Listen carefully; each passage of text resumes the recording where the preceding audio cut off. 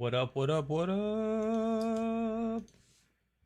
It's Dungeon Masters night. Exciting times. I'm looking forward to this one. We got some teases towards the end of that last one. So I want to know, like, what Strahd got to do with it, all that sort of jazz. Clearly something going on with the tree. I also realized who the halflings are while I was diving into lore of the world. So got some new and interesting information for that. What's up, Daniel? Yep, getting ready for Strahd. Yeah, we are getting ready for Strahd.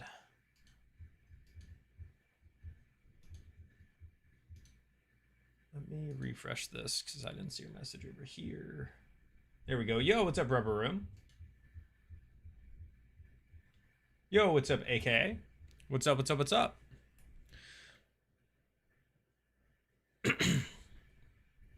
This should be a good one.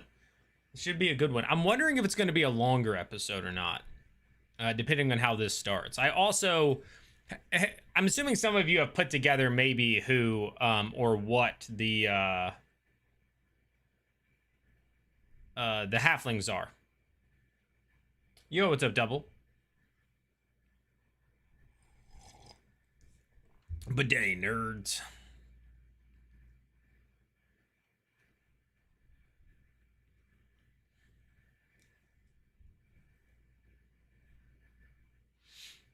How we feeling? How we feeling, folks? Yo, what's up, Bound Bob? Welcome in, welcome in. I think it should be a good one. I need to get some background tunes. I need to figure out a way to do that without getting DMCA'd and all that stuff. Oh yeah, I did also. Thanks a lot, you idiot. Oh, what's that? Hey, Boundless. Thank you for subscribing. I believe that's over on Twitch. Is that Bound Bob or is that a different person? 1 hour episode was disappointing. Scott, I'm all for the shorter ones. Like when I say longer episode, I'm talking like maybe this one will be an hour and a half. I don't want a 2, 3, 4 hour episode. Personally, I do not. I also, for now, I'm gonna turn off ads. So I have demonetized this video. Oh wait, does super chat still work if I do that? Is that just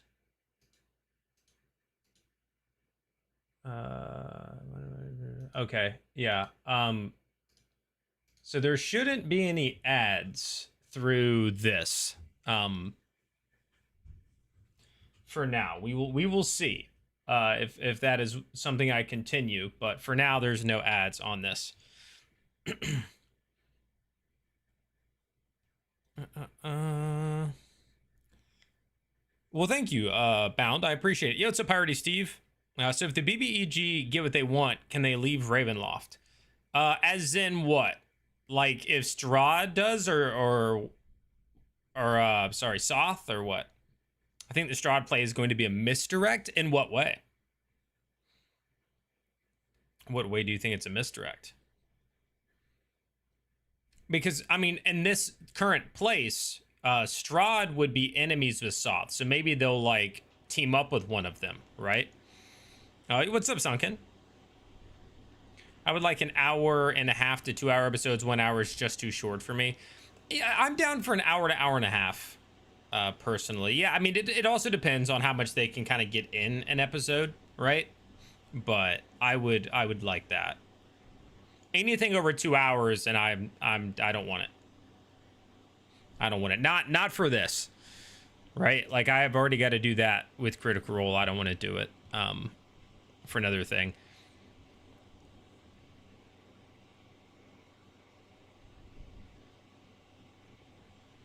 Oh yeah. The domains are each of the domains is a prison. Yes. The dark powers of Ravenloft basically created the domains of dread, where like the worst of the worst are prisoners living through things, like being tortured in their own planes and stuff like that. So like in the traditional lore of Soth, the banshees are just continuously singing of his downfall, basically like rubbing it in his face. And then a lot of the ghosts are like the knights that died fighting for him and stuff like that.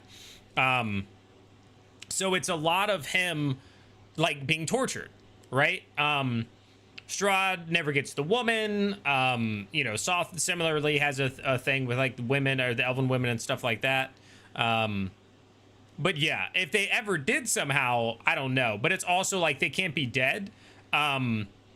Like if they're killed, they just end up like coming back and continuing to suffer in the domain of dread. So no CR. Yeah, I know Sunken Train. That is it's gonna be rough. I posted it in the Discord when I saw that they were doing the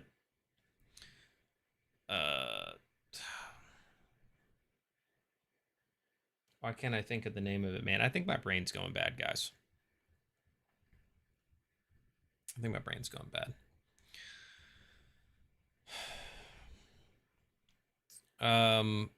Were the halflings children of Strahd, possibly, and a very little of Strahd? Yeah, I think they're the Kinder folk or Kinder whatever, and essentially they are like vampiric halflings. They're gonna be there. Age of Umbra. That's it. Yeah, I saw the Age of Umbra thing, and yeah, I'm disappointed. Mostly because that 6 weeks of no campaign 4. And so for me, that means 6 weeks of no recaps, no reviews, no extra content between those episodes. Yeah. Yeah, that's a rough patch for me. When the primary, I mean, I could do a little bit of other stuff here and there, but like when the primary focus of my content is that, and then they take 6 weeks off. Why do you cover Age of Umbra? Because it wouldn't do, like, I don't think it would do numbers. Like if I do like a recap of Age of Umbra episode 1, especially when it doesn't, like, it's not even the main cast. It has 2 people. It has Matt DMing it and Laura playing in it. And then the rest aren't even the original cast, which is normally what drives people to tune in a lot. So we'll see. Hey, Slice, thanks for the 28 months. Giving a chance to this actual playset is always recommended. I'm a Pathfinder player and watching Critical Role. This helps me understand D&D a bit more before trying to play it. Nice. No, it is. It's entertaining. Vlad, I mean, yeah, you're going to be coming in at episode 6, so it's going to be a little wonky, but it's a good thing. Yo, what's up, Dispel? I've enjoyed the show for what it is. It is different, but it's been a good watch. It's been a good watch. I've enjoyed it. We might actually see something I recommended in tonight's episode. I was told it would be in a meeting last Monday, not this one, but we'll see. We will see. Basically, I told them to start putting emblems when there's new content mentioned or talked about that signifies like this is new from the Ravenloft book. We'll see if they put it in there or not. But I was told by the director of marketing for D&D that they were putting that in there, because I brought it up and he was like, "That's a really good idea. I'm going to do that." And so I guess we'll see tonight if my bit of advice made it into the episodes of Dungeon Masters. What's up, Stephanie? Hey. AK says it starts on my birthday. So cool. Hey, that's same as Tales. If you know the account Tales of Exandria, her birthday is that day as well. But yeah, Boundless. It's one of those things where like if it did better, like if I thought it was going to get a bunch of stuff, I would just swap those Thursdays to that coverage. I just don't think it will. But maybe I try. Maybe we get there and I try. I was glad when I realized that it would at least cover when I'm gone for Gen Con. Because I was, stressing over like missing that and not being able to like watch the episode and do all that stuff. And do the pre-shows and stuff. So I'm glad that they're like not there for that week. but I'm also like 6 weeks over. That's a month and a half of me not having like two to three pieces of stable content every week. So that's rough. That's big rough. What's up, Edwin?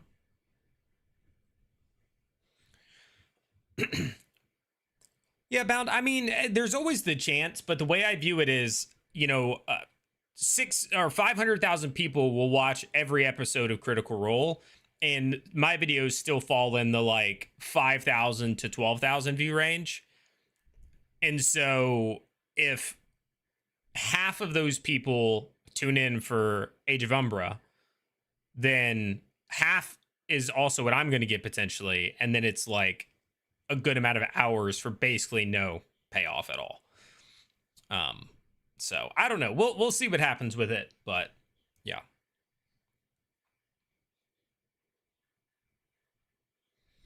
If it goes up fast enough, yeah.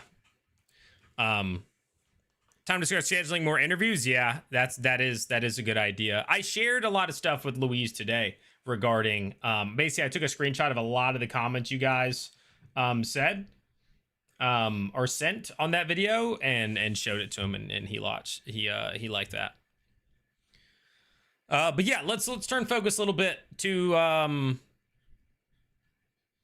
Dungeon Masters. So for those of you who don't know, they're currently doing a there's the festival for an eclipse related to a tree, and they kept saying Grandpa watch over you or whatever, and then at the very end they said Strahd watch over you. And so it appears that grandfather is Strahd.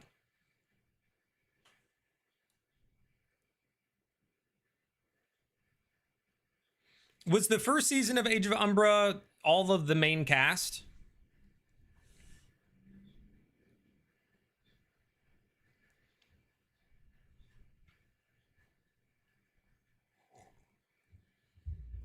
You could do theory crafting for their character sheets and what they have. I'd love to see us piece together what they are, navigating the details, completing the puzzle. Fair.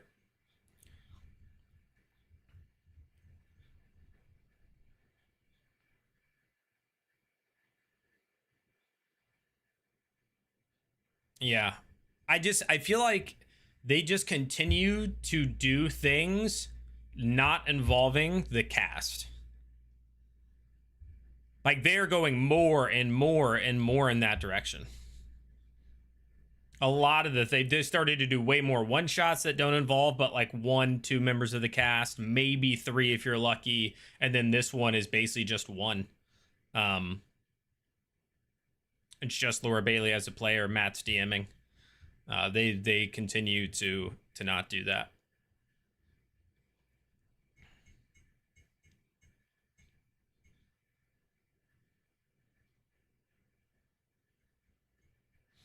But it sounds like it's already recorded, the Age of Umbra thing.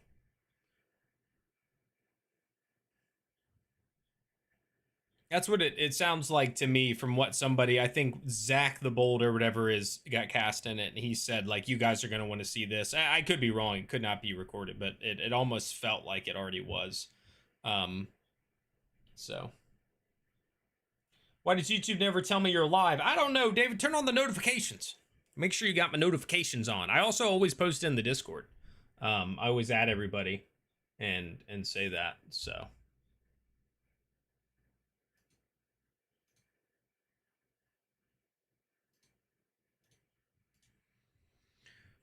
I just said they were looking to pass the torch in a sense, trying to make it include more new stuff for us to try. Yeah, no, I know that they've brought that up several times. And how like they're trying to bring other people in. I feel like so much of what Critical Role is and was that group of people playing D&D. And it just, again, it just feels like they're getting further and further and further away. Yeah, I feel that the Magic Critical Role, in my opinion, is the main cast. Other people are nice, but it's not the same. Yeah, that's my take on it. As well, but it is what it is. So speaking of that, to again tie it to Dungeon Masters, one of the bits of feedback that I've kind of tried to provide to them, and the avenues that I can provide feedback is to try to build more of that connection, right? Like when you think about some of the most successful actual plays, I would say Dimension 20 is the only one that doesn't necessarily go to this vibe, or didn't start that way or whatever, but I'm not also not as much in that world. But I felt like Dungeon Masters needed to do a good job of making the people care about, like the audience care about the players as well, and make the players feel more. Again, the success of Critical Role largely came from the fact that like it felt like you were going to hang out with them on Thursday nights. Thursday nights, you were going to hang out with them.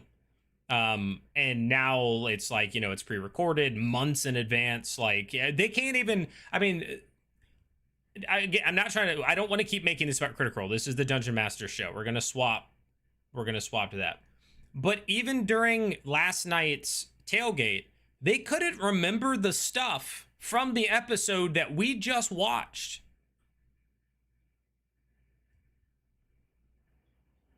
Right? Like it's there, that connection is being severed. And it's just getting more severed and more severed and more severed. Like that's the way that I feel about it. And some people are going to be fine with it, and they're going to be like, cool, it is what it is. I just, you know, whatever. Same with, you know, people who will say, you know, I had a comment on one of this person really liked the Seekers, and they were like, I don't watch Critical Role to watch people play D&D. And I'm like, whoa, you know, like I do. Right? Like I do. I want all the story and the improv and the fun and the whatever, but actual plays are actual playing the game. And you know, when people are like, "Oh, I don't care about any of that," that's just kind of strange to, like, they don't care about the game, they don't care about any of that, they don't watch it for that. And that's when I go, wait, am I the odd one out for being like, I want it to feel like that? I want it to feel like a group that shows up every week like everybody else does and plays. Neither here nor there. Dungeon Masters have been pretty good all in all. I agree. They're getting older, busier. They need to keep adding new blood so that CR as a brand can continue to grow. I get it. Trust me. Like I can logically be like, they go, hey, we don't want to run stuff. You know, we don't want to be the actors in the shows for the rest of our lives until we're 90. But I think if they stepped away right now and handed it over, it would not do the same. I think they have a lot more time to give in that regard.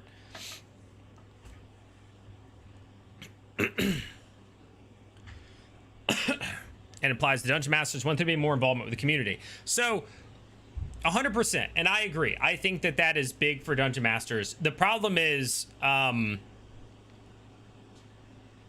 don't think Dungeon Masters can do that because Dungeon Masters, the cast of Dungeon Masters doesn't own Dungeon Masters. They were contracted. And so they're not obligated to feel like they need to interact with the fans.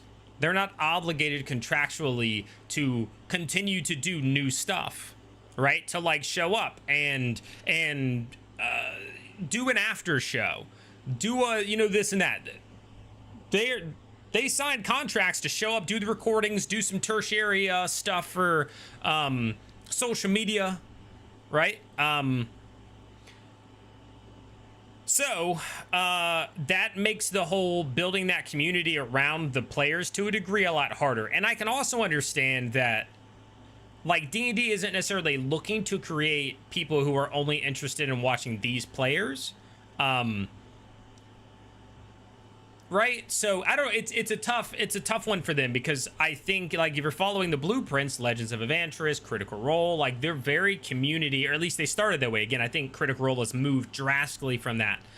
But they grew that way because people cared about them. And now it feels like that's not as much the case. With like this, right? So, but it's still good.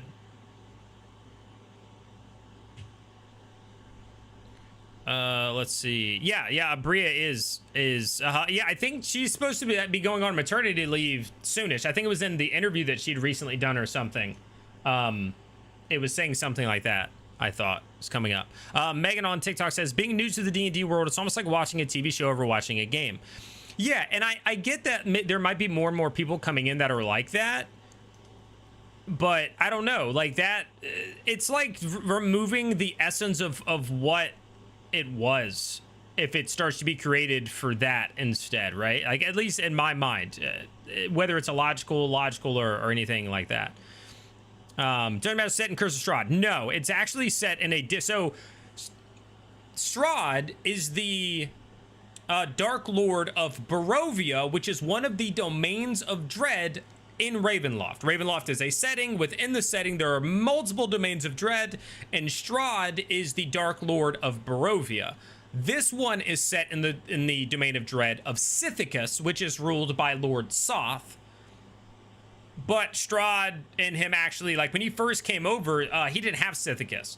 So why does this thing keep saying scrolling paused? It's really irritating me. When Soth was first sent to Ravenloft, he was actually put into Barovia with Strahd. But they couldn't, like, work together or whatever, and so Soth was like, I'm out of here, and when the mist parted, he was in Sithicus, and then he's in Sithicus.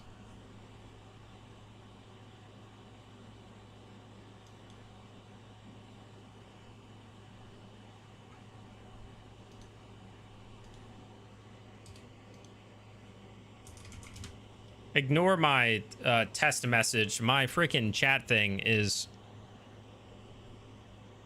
stuck on scrolling paused. I don't know why.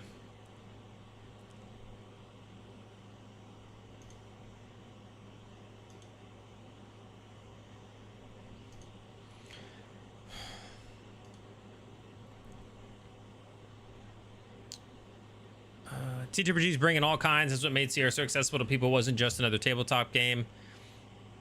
Let's see.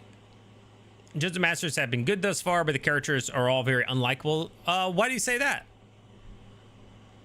I've enjoyed Krem. Wesley's cool. Like, I've enjoyed quite a few of them. Personally. Reposition, but they have each their own media channels they've been building. Yeah. What's the numbers like? They've been mostly fine. Like, it's not like they maintained when they broke 1 million on the first one. But let's see if we go to the pages.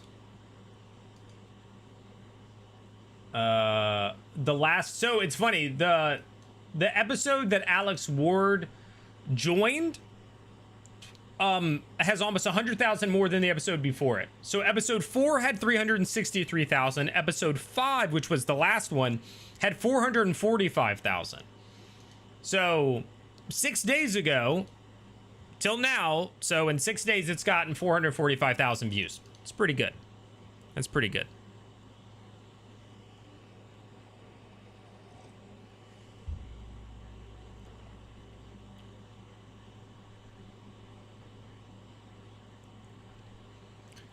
It's fantastic. I love getting to chat with creators in Twitch, Discord, even in the live streams. Got to convince more of that. Would like to see Gus be werewolf.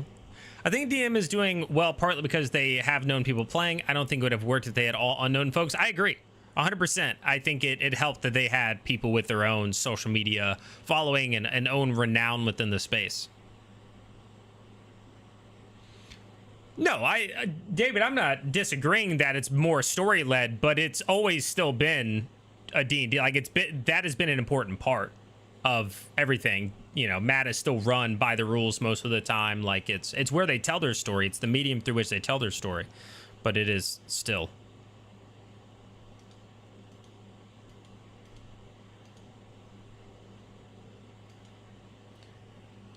Post in their thing real quick and just be like,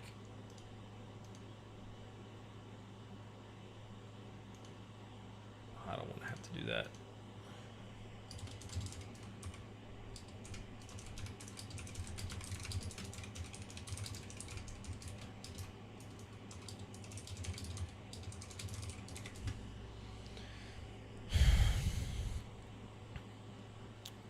Being pre-recorded something does not feel right anymore. Yeah, it's very different.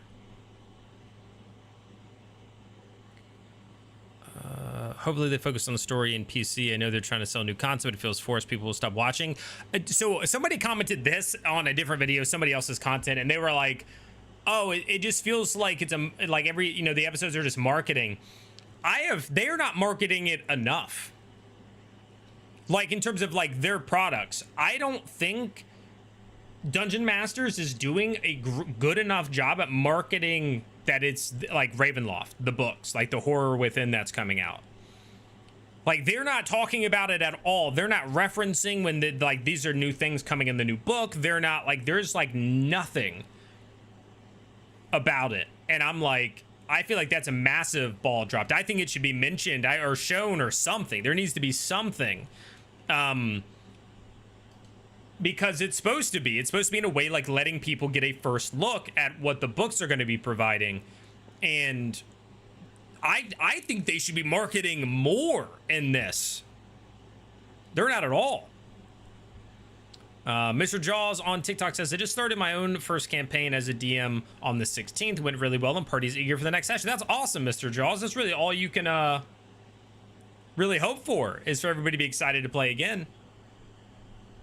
I've been having that problem too today. Chat pauses, scrolling randomly. Yeah, well, this is happening on my, well, I guess on all of it. It's happening on my YouTube chat over here, it looks like, but it's also happening, so my thing that combines all the chats is saying scrolling paused, and I keep having to scroll to see the new messages. It won't go back to doing it normally.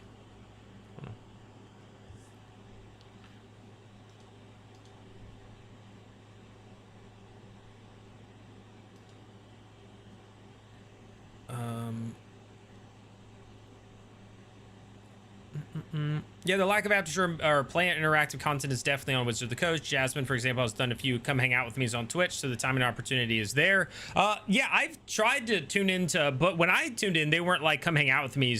They were like her just playing games with people, and stuff like that. So I might have missed those as it relates to that. I will say, Mayana interacts with like everything I post regarding Dungeon Masters on Instagram, which is awesome. And Christian has a lot as well. And he even responded. I had sent something in response to something he said, and then he was like,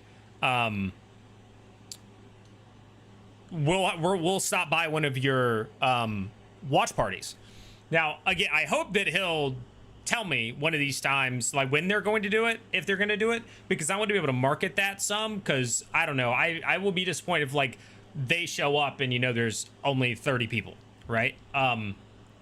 So I would want to market it quite a bit, that like, hey, you know, these Christian and Mayana or whoever is coming into the watch party, to try to generate some traffic for that.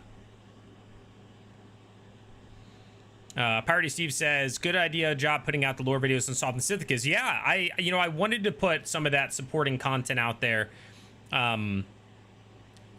because I want the show to be successful, and I also want to kind of rise with the tide, right? Like there's a selfishness in that of like, oh, I want Dungeon Masters to do well because I'm enjoying it, but also if it does well, that's another thing for me to be able to make content about and support with my content.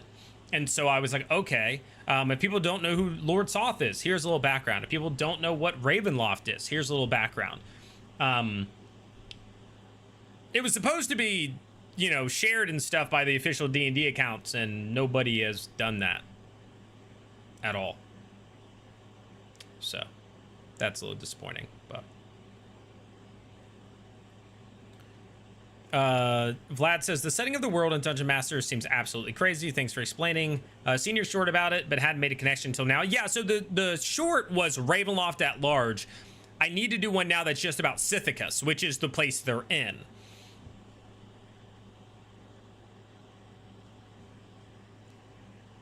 They need to have like a live chat sit down where they can talk about bits in the book. Yeah. Ask questions, get designer insights, have fun ideas bounced around. Yep. They don't want to spoil. Yeah, but other creators in a call we did with them basically said like,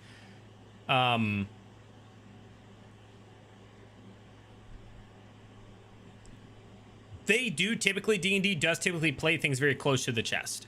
They're afraid that if they show you a subclass, nobody's going to buy the book.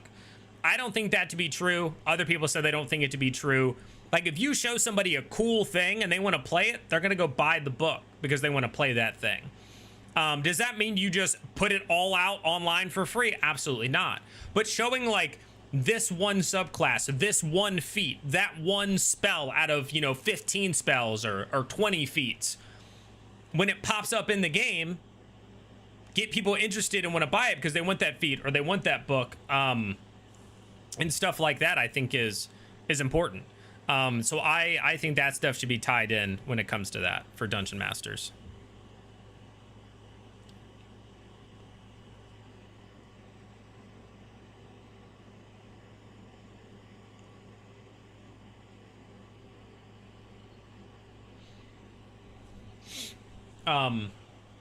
In regards to like that live chat sit down thing, like I said, me and another person had been talked to about doing an after show for Dungeon Masters, but it was too close to when Dungeon Masters was actually going to be coming out, and there wasn't enough time to like formulate what it should be, and also not being able to get access to the players. So it would have been more like getting access to designers and things like that. That's difficult. So even now it's like, okay, if we did something like that for, let's say, season 2, it's a matter of what makes it valuable, what makes it generate views for an audience, what makes people get interested, if it doesn't involve having Neil Newbon on, right? Like if it's literally like diving into, have 2 different designers, one that talks about the lore, one that talks about game design, and be able to be like, hey, so what are the ideas behind this spell or this feat? Hey, how does that tie into the lore? Or, oh, we learned about this place in this episode. It was our first time going into this town or this city in Ravenloft and Sithicus. Tell me about that. Like, who is lore? Like, those sorts of things to be able to provide a little bit more for those who are interested in that, I think, is an idea for it.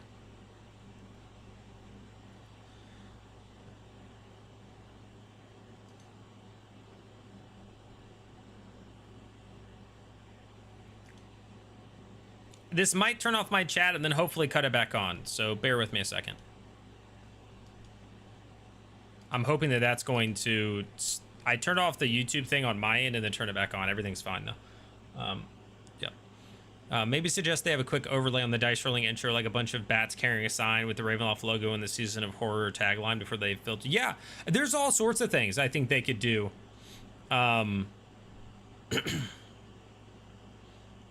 That I think would help with this. Now, I will say, from their point of view, they're probably thinking, we don't want people to view it as this is just marketing. It's marketing, but it's not supposed to be like as in your face. But I think they're going too far in the direction of not ever like actually showcasing it as marketing. Like I feel like they could go up by 15% and still it wouldn't be bad. Just to your point about oh, I get you, Big Monkey. Yeah. That they have some time to be able to do that. Yeah, but again, it's budgets, right? Oh, we paid these people X amount of money to do this many episodes, do this social content. Now I got to go back and be like, hey, we want you to do this stuff as well, right? That's tougher. No, really me too, but nerdcore kind of fun, encourages engagement, even in shorts. Love that. Let's go. Kind of fun. Thanks, dude. I've never been called kind of fun in my life. Wait, so is the market suggested for new content, whether it be a caption or something like that? Oh, no, the marker, yeah. I don't know how they're going to show it. I basically, when I brought it up in the meeting with the head of D&D marketing, I was just like, I think you guys should have something that showcases what's new and what's not. So when, Neil talked about using the new Artificer subclass ability, the companion, nobody watching would know that that's a new thing coming in the new book, right? Like some sort of emblem, something. I have no idea. If they said that would be in episode 6, I don't know if that actually worked out, if they had time for that or not, because this was just before episode 5 came out, like the week. This was last Monday, so maybe they couldn't get it in time, whatever. Maybe they looked at it and decided, actually, that's not a great idea, even though originally thought it. I don't know. I don't know if it will actually be there. But in that meeting, the guy was like, I love that. That's going to be in episode 6. We'll see.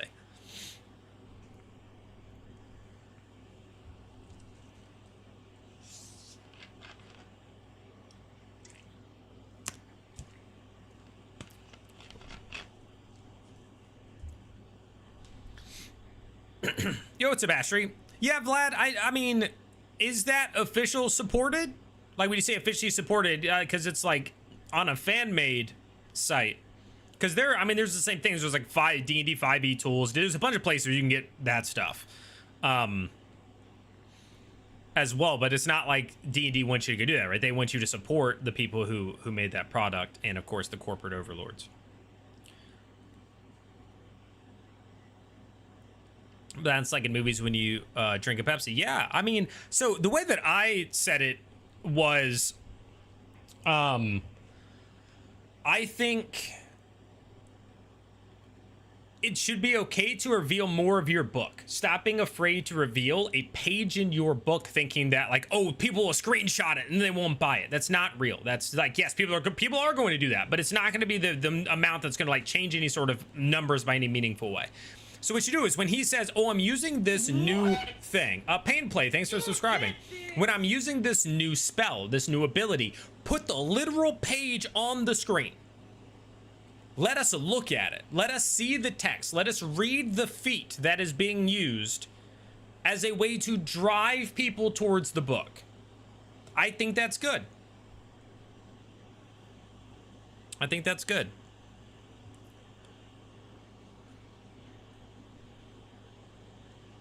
This is not just the D&D problem. Corpo world in general gotten extremely lazy and reactive, so it's like the least amount of effort to deliver with none of the passion. Yeah. I think Wizards has the right ideas about growing and supporting D&D. They need to work on their execution, less video game language. Trust me, I had that conversation. To be fair, they said they thought about it a lot. They wanted things that like people understood instead of coming. So I mean, again, they try to think things through. They try to do it. Do I agree with it? No. I don't. It's actually in my doc myself that I wrote down a couple of different things that, you know, I literally have a section, bullet point, language, seasons, and then I put in parentheses arcs, chapters, epics, all these things that don't make people go, oh, they're making it a video game. You could have said arcs, chapters, epics, modules, I mean, so many things, but you went with seasons. So everybody goes, oh, they're making it a video game. People hate that. Saying live service instead of just saying we're doing frequent updates. We're updating the game more often. It's easier to do that with D&D Beyond, so it's going to be that, but we're doing more updates more regularly, right? Drops. What do you get? Twitch drops for games, drops. It could have been chests, D&D Beyond chests, D&D Beyond loot, D&D Beyond troves, treasure troves, right? Like all these things that are unique to it, but we named them seasons, live service, and drops.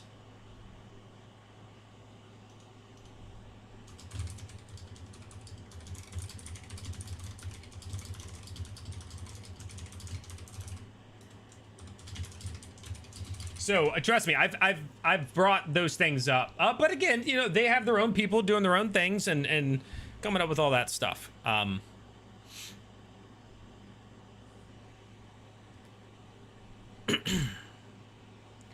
Let me, because I missed some chats. Hold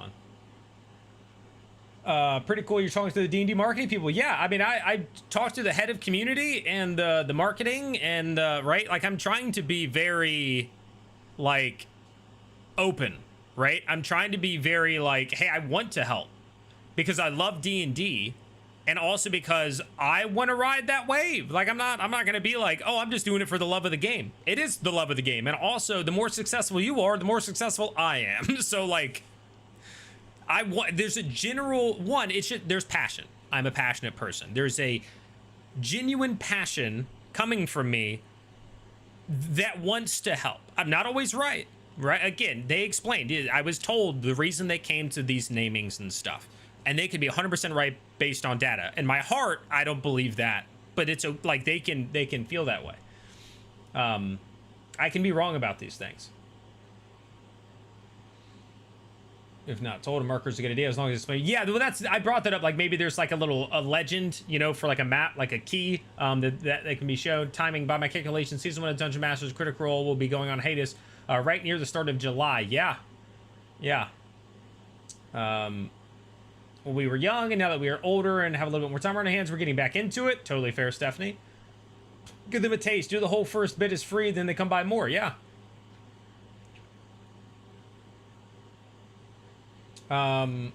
With my little experience with the business world from university to working world, most really don't have the capacity to think and make connections between their customers and their functions. Yeah.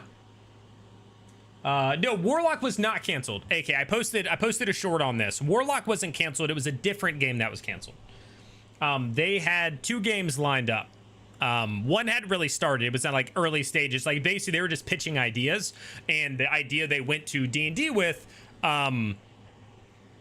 D&D was like, don't really love that. And so they canceled that project, but they're open to hearing more pitches and stuff like that. Warlock is still coming out, and I love that they used Tool for the soundtrack. I rewatched the trailer earlier for B-roll footage. So good. So good. How many episodes of the Convergence arc there will be before they go on break? There's room for 4 or more, but I'm not really expecting that. Yeah, I'm also curious. Like, will it be like... I feel like 2 is too few, so it's got to be 3 or 4 for that, I think. They're not only talking to players, they're talking to shareholders too, I guess. I mean, I get that. You know, some people say that's the language that like shareholders and whatever want to hear is stuff like live service because they know it's so monetizable, but I don't think so. Remember Rogue Company? Yeah, Skilly. Back in the day. Marketing, my God, accounts the brains work at different levels sometimes and it frustrates. Yeah. Many times better to see. I don't know that, Vlad, because I come from a place where I can try to view things and say like, okay, this is how I'm seeing it. This is whatever. But sometimes like they can come to me and say, here's what the numbers and the data say.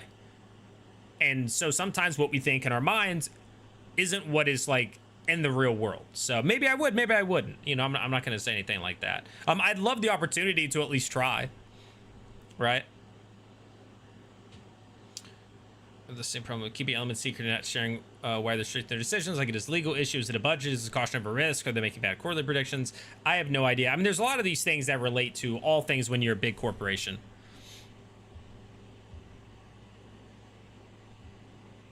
No, they didn't have any idea for what it was going to be, Ophidian. Like, it wasn't Drist or anything like that. But it was from the guy who was the director of God of War 3 and Star Wars Jedi Fallen Order. So, yeah.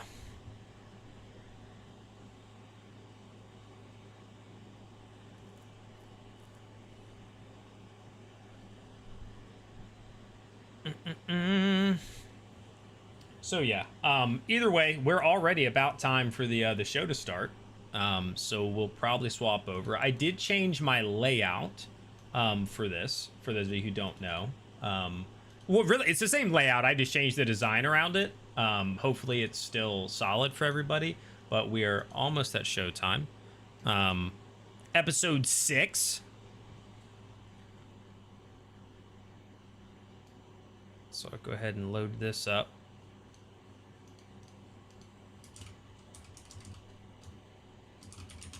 Hold on, I'm going to type grandfather watch over you in the chat. All right, let's swap. I think it was this scene. Here we go. And I will, of course, make it full screen once I can. I can't yet. But this is what we're looking at now for the... Oh, wait. This is the wrong overlay. Because we decided we wanted to do...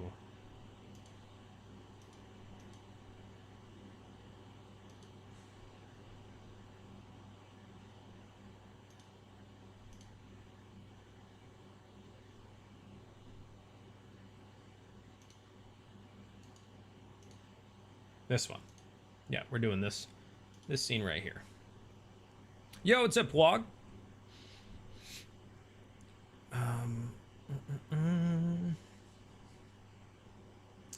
Rubber Room, how you doing? How you doing? Haha, I said grandfather watch over you. Let's see, we had Latia say grandfather watch over you. This person Vexda say into you also. J-Star say also with you. And then the Wizards account said and grandfather watch over you. Heck yeah. So Daniel, I think we're wrong. somewhat insider knowledge, I think it's only 8 episodes, and then there's 4 extra episodes or things that are like different. But I think the main thing is only like 8. So something like that.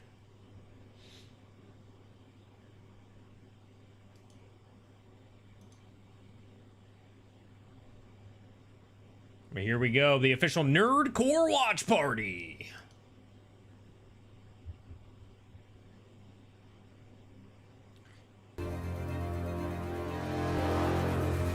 As always, let me know about volume and all that stuff.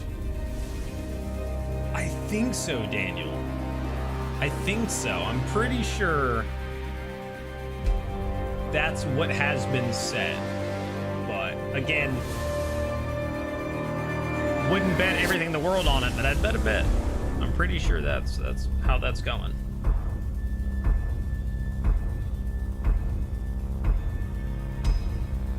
Volume seems good. Okay, just let me know once we get rolling.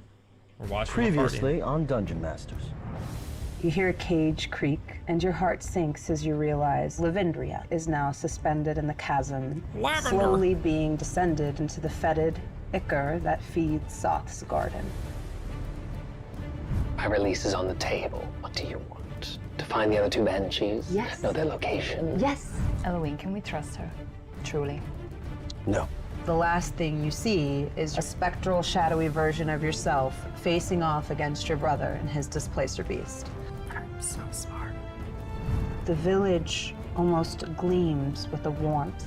Halflings dancing and singing, and there is something unmistakably supernatural about it. The grandfather speaks to us through the tree. It's with its light that the power of Soth cannot be felt in our small village. I'm sorry I couldn't be the person that you needed me to be. I'm sorry, I fell short. Yes, Fell the short. grandfather's drawing near. Lord Strahd, watch over you. We're all so dead. The O at the end is good. I want this setup so bad, guys. You guys can we play in this room? Looks up at you both, her eyes wide and bright with excitement, without a hint of malice as she says it. But you hear it echoing in your mind. Lord Strahd, watch over you. And Would we have heard of him in Faerun? Give me a history check. Yeah. a 16. 16. Ooh, 8. You have heard of Strahd von Zarovich, especially in conversations that you've overheard while in Soth's Keep doing work for him. You know that Strahd von Zarovich is one of Soth's oldest friends, and like all good friendships, now one of his greatest enemies. You are kind of being gently kind of pushed into this circle around the tree as people are kind of moving past you as the lunar eclipse begins. The wind starts to pick up even more, and you hear it crackling through the old withered branches of this massive tree. Its roots kind of seem to grow in size as it sinks deeper into the earth. I like those sound effects. Here's the thing. The other shoe is probably dropping in a minute. Our Strahd is, if they're referring to him as grandfather, things might get a little tricky in a minute. Okay, great. Fantastic. As the full moon begins to rise, Krem, you feel your body begin to change. Your bones feel like glass. Oh, the arthritis is playing up a little actively this time of year. I want to sort of move away from the crowd. Yeah. Is there a place like nearby, not like a bush or something like that, but something where it's not Everyone's so... attention is so fixed on this tree. Truly, all the tents and all the carts have kind of been abandoned as everyone kind of congregates around this tree. I'd like to try and find a small tent or something that I can easily just duck into or duck behind. Okay, To yeah. just be able to and sit down and sort of just ground myself and maybe try and regulate my breathing. Is Solus still with me, right? Solus is with you, but Solus is also in incredible pain. He bears it nobly, but the metal and paper contraption that you've created him into almost looks like it's folding in upon itself. And you hear his wings ruffle and snap as they too begin to transform into something new. So, looks like we're in this together. Is this what you were talking about? Solus's voice comes to you thin as he tries to bear the immeasurable pain of this transformation, and you just hear him say, Think of your daughter. I try to say it's going to be okay, and instead it comes out as.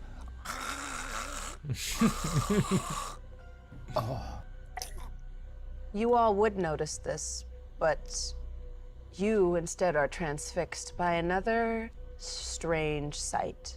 You see the massive fruit from the boughs of the tree begin to fall. And as they do, you notice, as they are cut open and eaten by the halflings of the village, each fruit, its ruby red pulp, is full of blood. I head towards the closest one that falls. Yeah, that tracks. Yeah. That's smart. Yeah. That's smart. No one even marks it as strange as you two feast of the flesh. Oh, shit. And the ruby-laden fruit imbues you immediately as a Dampier. And you look around and see every single halfling in the village, faces streaked with blood, feasting greedily on the pulpy, blood-soaked nectar of these massive fruits that have fallen, leaving gruesome, grisly, wet marks on the lawn around you. Huh. Does the blood like seep back into the... Absolutely. Making the tree grow even taller and stronger, the bark is kind of sort of beginning to ripple. And it threatens to splinter and crack. And every single ribbon on it begins to glow. Who amongst you tied a favor on the tree? On behalf of the old woman, I did not tie one for myself. I don't think I did. I had them in my beard, in my mustache and hair. I didn't actually tie them. That's good. No, Vlad. I wish they're, more of you had. Called Kinder. Well, that means that it was good we didn't. Yeah. I think I'm overcome with that hunger and I'm sort of feeding voraciously. But then when I realize that all of the other villagers are also feeding, I think that would alarm me immediately. And I think I go back and try and find, I was going to say my friends, but to be determined. Well, I didn't say colleagues. that. Work colleagues. Peers. Peers, yes. Yeah, I thought our relationship was very established. Co-worker. Yeah, you see that all of the village is like kind of whipping up into a frenzy, making it difficult for you to find each other in this throng of halflings. But you are kind of tall, so you do kind of stick out. And I'd like to use the chaos to kind of just like retreat from everybody, to do a hide, just to kind of get out of sight. amazing. And you and it's easy for you to kind of like Natural one, no, it's not. It is not easy. On top of a halfling feeding. Did you say natural one? You're gonna be dinner.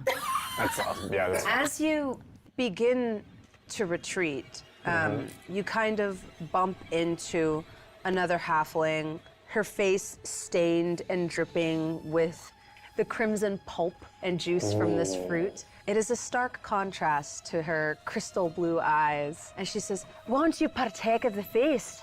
oh, you know, I had one of those delicious sweet potatoes earlier, and I'm a little full. You don't want to try it. Have you received the embrace yet? His gift? I have not. Are you not of age? No, I'm too young. Oh, unfortunate. Yeah. Give me a persuasion check. Ooh, of age. Dang. We've decided that Strahd is a consensual king. I like that. No, yeah. He's a consensual. Natural 20, so I'll just be flipping back and forth all day if you don't mind. Well, you Ones know, and she 20s. doesn't really know a lot about tieflings. Yeah. So maybe for a tiefling, you are like 7 years old. Yeah. Unfortunately, I'm not of age yet, so I couldn't receive his gifts. You shouldn't be here then. You should be in the children's tent. It's dangerous at night. What is the children's tent? I have to go see the younglings. Hello, Dave. She motions to one of the nearby Thank you so yurts near the edge of I the don't village. think so, I'm Big gonna Bonky, head but I over think to the children's idea is stuff. like Are you he gonna probably got kill like a children, 10 or Alex? something. No, I'm gonna hide with the children. Okay. As you like sort of melt into the shadows to go hide, you do see her greedily kind of like tearing apart one of these massive peaches that is like the size of her head. And give me a perception check to see Or they might run it what as about auto it. fails. I don't know. Man, I'm scared. What is happening? That would be a 9. A You 1 to a don't know 20 much to a 2. about this foul fruit, but the smell Max of is it now, 19? the smell of the blood is growing thick in the air, and it kind of makes you sick to your stomach. Even though the grisliness of it doesn't seem to affect any of these like sort of well-meaning people. That's fine. I'm gonna leave you to that. I'm gonna head over to the tent they pointed at. What should we do? Great question. Oh, run. We should run. I don't think be we there. should alert them to our concern. They're gonna think that's strange. In a few minutes, they're going to think you aren't strange for not feasting. We need to act like them. Feast from the tree? I mean, you already did. Do you feel any different? I feel great. It tastes very good, to be That honest makes with sense. you. Do you want to split one? Go have these. When in, what's this town called? Rome. You never got the We name never of it. asked ever. You never asked. Can I look around for a sign? Town Welcome There's to a Hollywood-esque sign above Bloodville. the... Yeah. You see a sign that says, "Welcome to Little Barovia." Oh, wow. That, we should have really clogged that. Yeah, that would have been a... That's not what that place is called, though, in Ravenloft.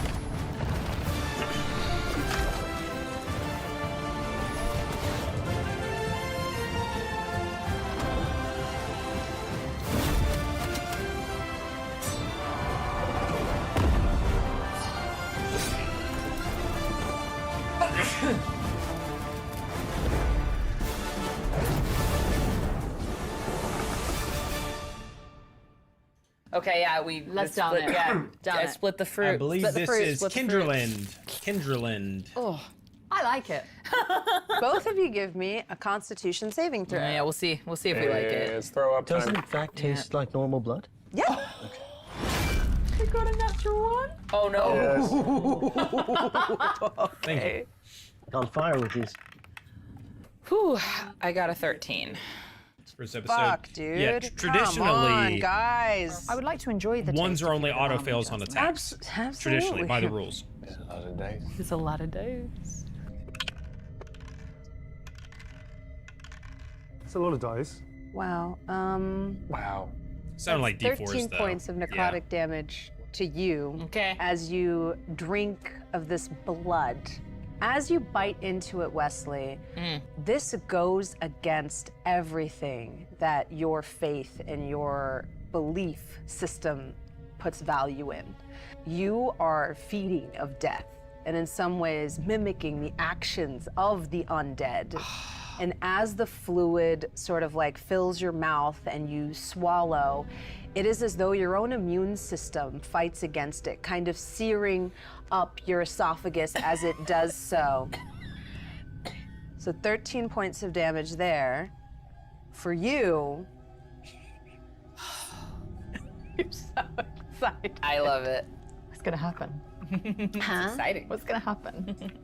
You start to feel the blood burn in your mouth and burn on the way down, and then it starts to taste good. That's a T. Yeah, it did. I knew it. I heard D4s. And in fact, it soothes you. And as you're eating it, you want to eat more and more and more, feasting on this peach, kind of ripping it apart as you do so. You all see Fruit gird. Zora's like nails get a little longer. Her fingers kind of grow by like one sort of phalange, and you That's see fair, her Cobra. pick up another one and another one. And you see the Something else got that halflings feedback, cheer and too, like kind of like cheers her. Dude, down. I feel like most shows do that. Yeah, but they're I think peaches, even and Critical it Role is, makes a I bigger think for deal those of you out looking, of 20s a and gruesome 1s scene. on everything. And Zora, in the gathering gloom, it is almost as though you glow a bit, imbued with Strahd's vitae. In fact, as the sun is diminished by the rising of the full moon, you feel respite from its rays, where earlier you were eager to bask in it. Is this pushing out some of the power of the old page? Absolutely. Oh my god. Okay. That's crazy. Completely or just a bit of a push? I mean, you'd have to keep eating to know for sure. Oh, I keep eating. Let's go, let's go. Gotta go all out. You don't take the 13 points of necrotic damage. Wow. But Wow. I get it. I get it. The halflings almost herald Zora as the life of the party. As their hunger now sated, you see Zora pick up another one and another one and another one, leaving this big bounty of peaches at the base of this tree like a feast at the end of the night, just absolutely torn into shreds, almost to like nothing is left if you just keep going. And as the eclipse comes into its full power, you all see this massive tree kind of undulating, almost like inside it is nothing but liquid and the bark is around nothing solid at all. And as it splits into half, from within it emerges everywhere. Strahd von Zarovich. Oh, snap. Is he right? Come on. Third husband.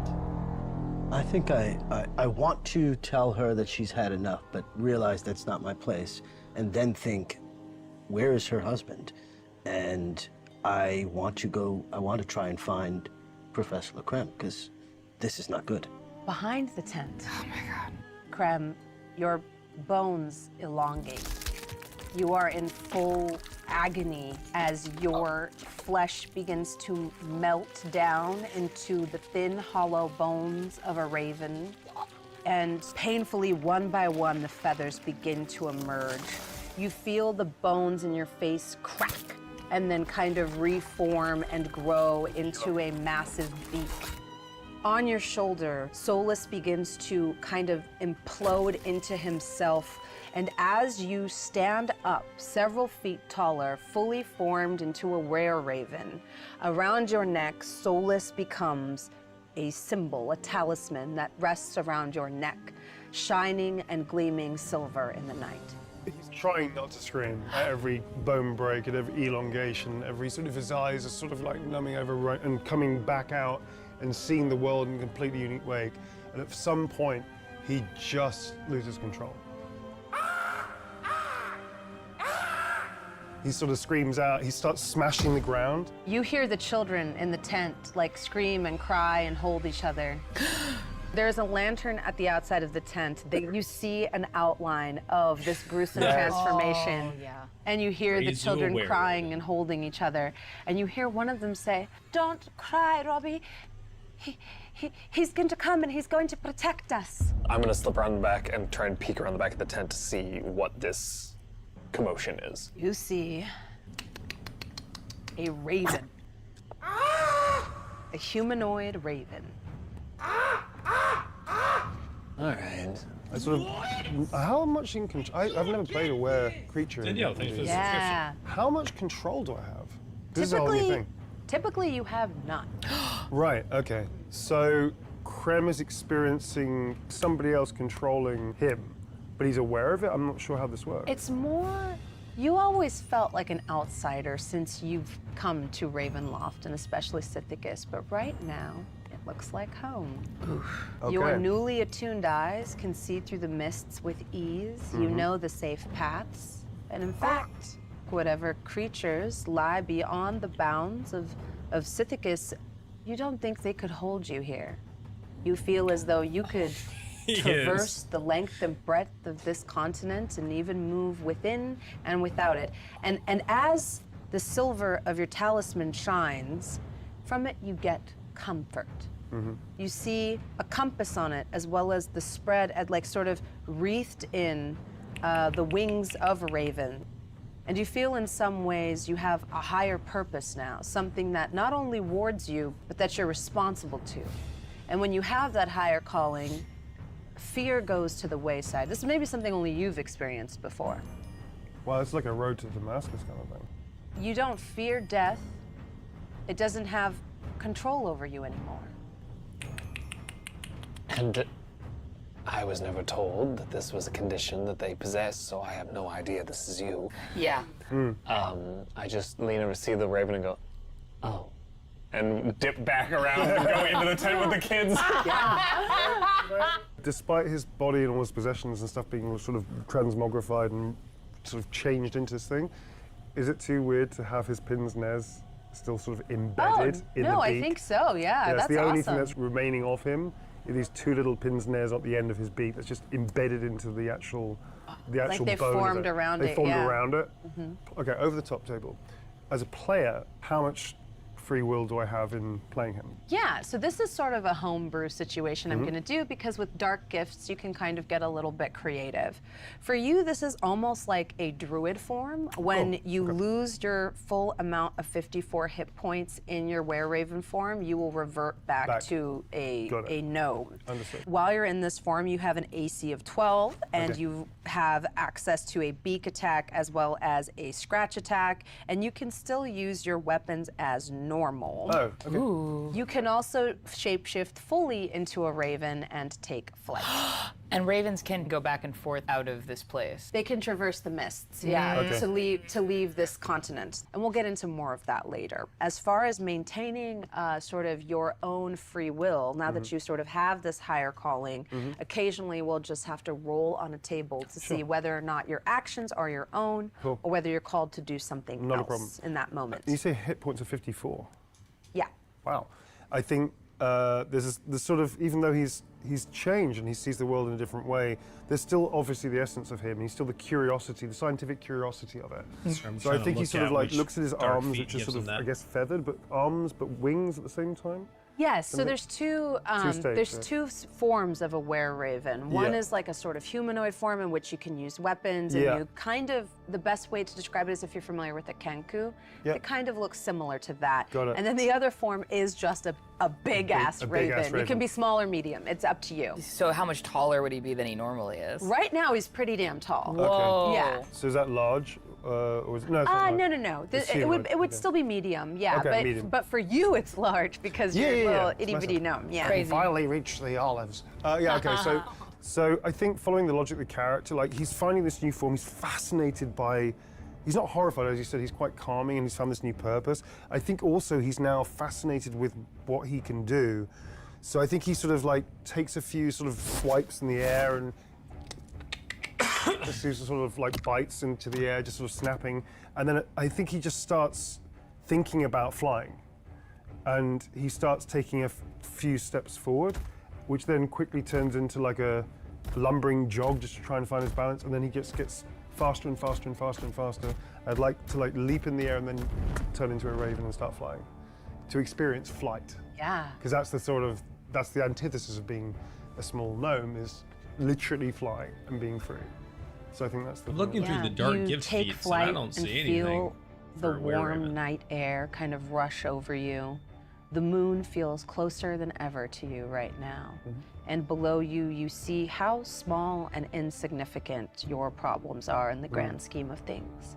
Everything seems smaller and unimportant to you, for you have a greater calling now.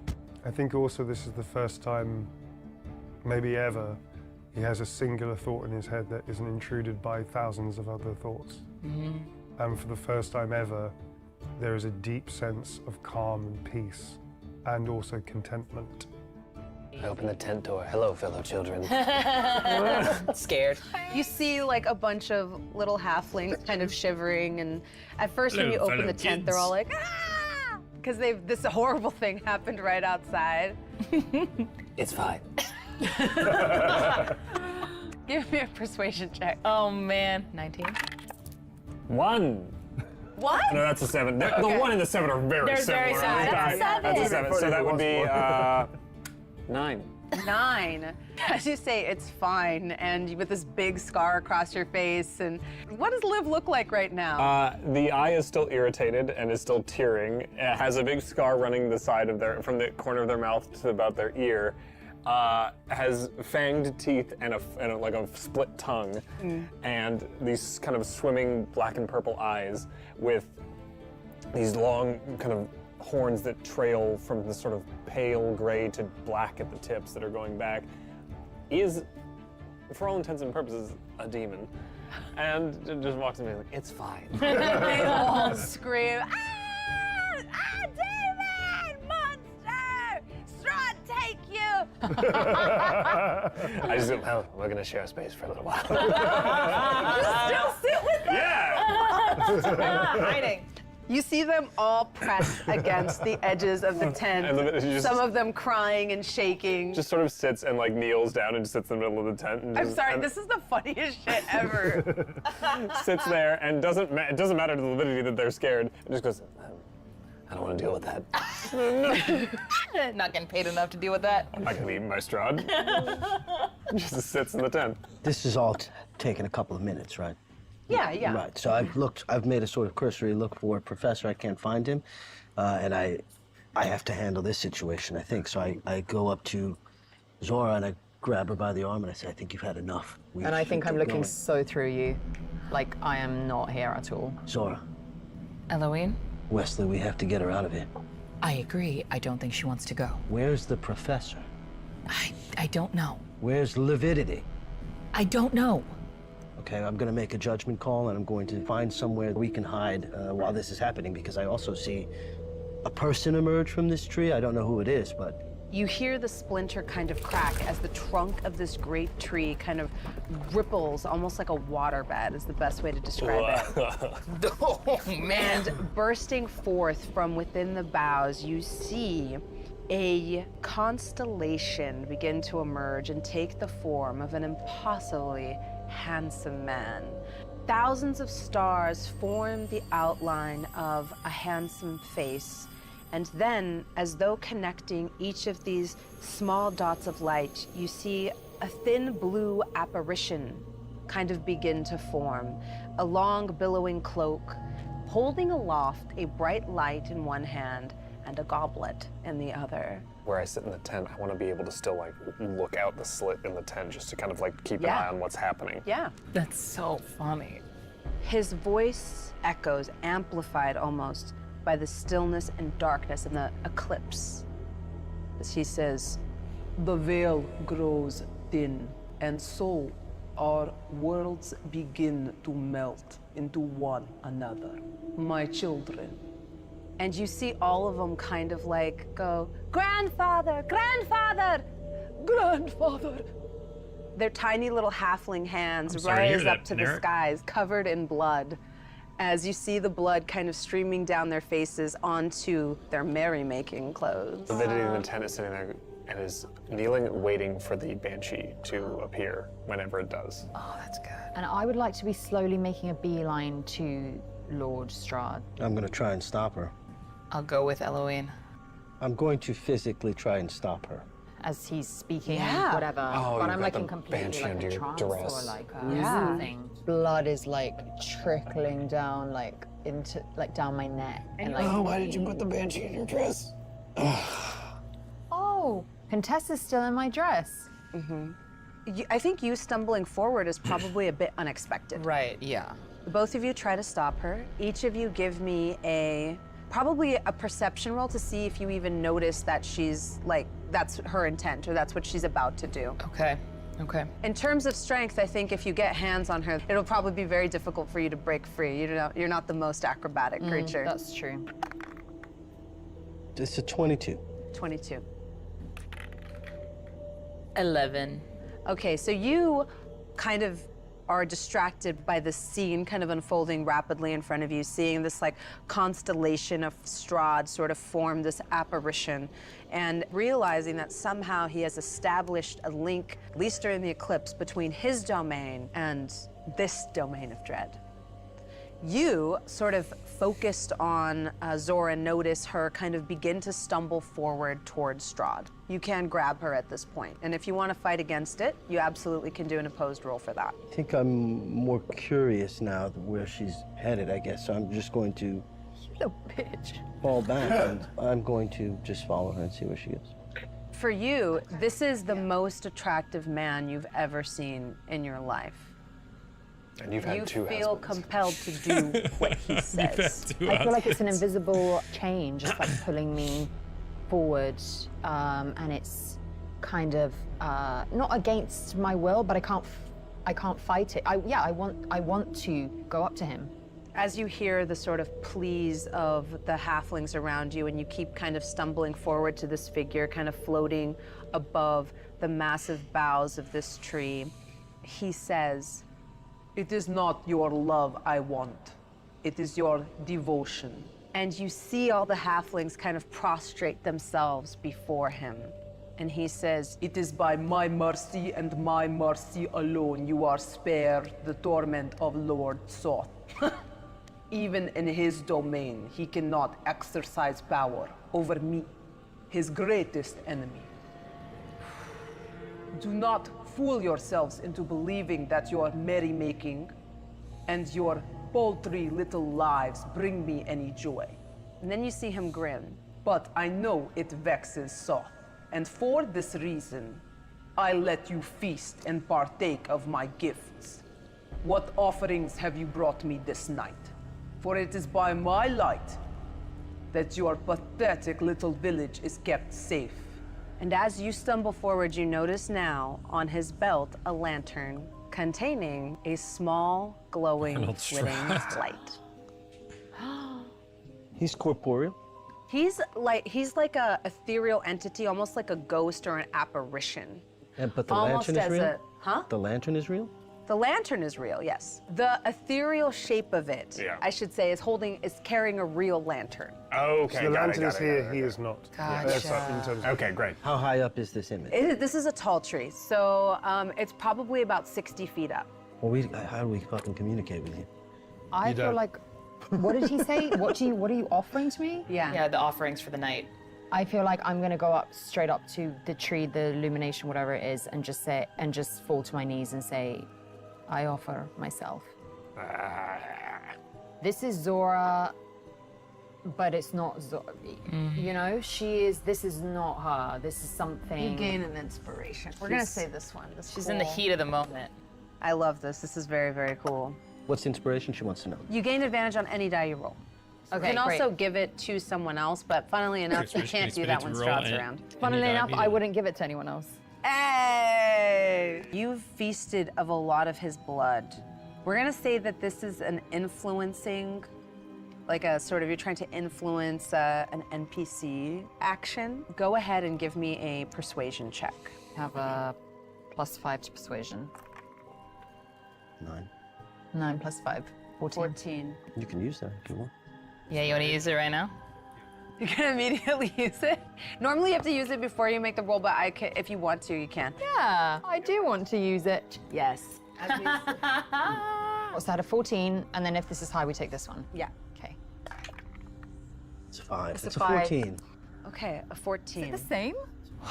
It's like it never happened. I love it. His lip kind of curls in amusement, seeing you completely soaked in these trivial tokens he awards sort of his loyal faithful with. And he says, "Why?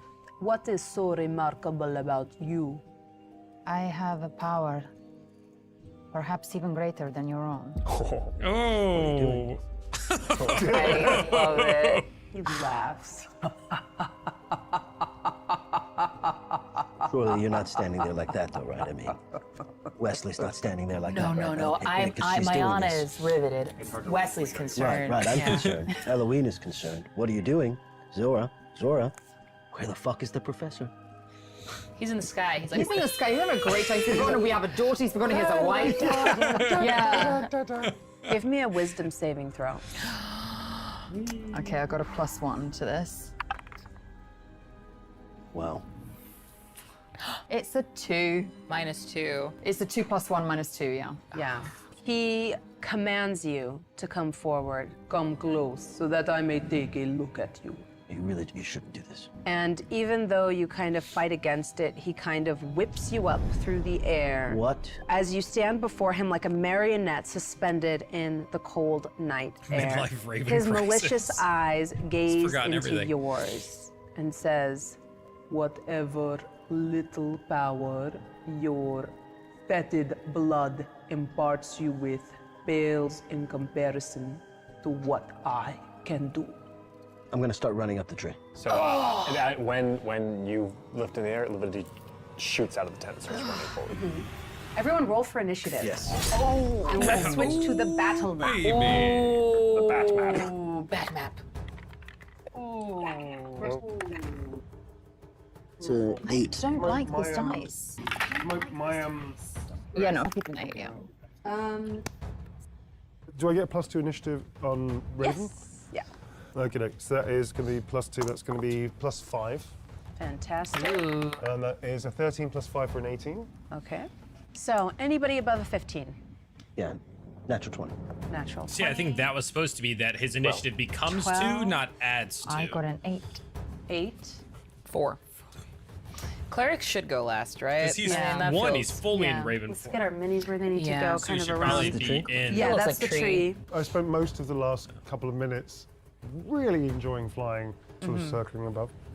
But With a snap of Strahd's perfectly manicured hand, the tree ripples again, bearing new fruit. Except this time, the peach pulp falls away and you see the severed heads of his victims in Barovia. His victims who fertilize and feed his death's head tree. The fruit of which some of you greedily partook. Oh, crap. What you're fighting is not Strahd, but a death's head tree. fucking. You're above it. Because Ooh, what you tied the- a charm to it, you gain half cover while you're underneath the tree's branches. Have cover. Essentially, all of his enemies that he slaughters on his side, he has them buried here, and then the roots kind of suck it all up and bear these blood-laden fruit for his loyal followers on the other side. Incredible. You ate that. I know, I did. I did. I love it. I love it when a Yeah. plan comes She together. ate that. I liked it. As the tree bears its morbid fruit forward, Strahd sort of leans into you, Zora, and says, "You will see that not even my devoted are precious to me." And he begins to sink his fangs into your neck. Yes. As the top 2 teeth pierce your flesh, let's see what your fetid blood tastes like. He likes the word fetid. Oh. Or no. Are you into maybe it? no. Yeah. You're succumbing to the joke? 100%. Wow. All right. I've never been for a vampire before. Yeah. It's fine. Wow. You never did. No. You know what, Jasmine? Neither of them done. Did I tell you your hair looks beautiful today? Eloine, as you're climbing this tree, Those you hard see its cuts are a limbs little kind rough, of or like they're spring all to laughing, life. they're You just like, see these heads form, skip hanging time. by their hair in the fingers of this disgusting foliage that's come to life ahead of you. And you realize that this is a mirror image of another tree that grows in Barovia and is fed all of Strahd's worst victims. As the heads spring into life around you, you see one of the branches curl up like a hand and rip, severing the hair from the scalp as it tosses a head down at Wesley. Fuck. Wesley, give me a dexterity saving was throw. this You need to called? beat a A tree? 14. Okay. Oh, man. Head of tree, something like that. 13. Wild. That's Amazing. plus 0, so 13. Love Death's it. head? 10 Death's head necrotic tree, got damage it. as the head explodes, poisoning you as it does so. You feel the poison of the death's head begin to take hold. You gain the poison condition. Yeah, that means I get disadvantage on attack rolls and ability checks. Damn. You're doing great. I have lesser restoration. Yeah, Death's The head small tree. grandmother whose charm you helped put up on the tree falls dead at your feet. As you hear the Damn. halfling start to say, "Oh no, we've incurred his wrath!" And you hear screaming as they all begin to run, kind of trampling each other as they do so, still covered in the crimson of their ghastly feast. Eloine, you hear the commotion around you. Somewhere above you, now that you're spider climbing up the trunk of the tree, you lose sight of Zora as you kind of disappear into the branches. What are you doing? Okay, how far up did I get before we rolled? What is your movement speed? 45 feet now. We'll say 45, so yeah, you're about 15 feet away still. They're about 60 feet up in the air. Okay. Interact with an object is a bonus action? Using a non-magical object is an action, not a bonus action. Using a non-magical okay. Yeah. I'm going to run up. I'm going to take an arrow from my quiver, grab some rope, tie it around what I'm looking the at arrow, is a CR4. and prepare to shoot it into the tree. And that will be my action, my turn. Pass the turn. 2 of the heads dangling from the tree by their hair come to life. Oh my God. Live.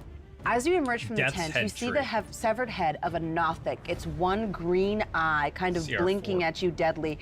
Cataract from its sort of long suspension in this state. Fly at you. Great. That's a 21. To hit? Yes. Yeah.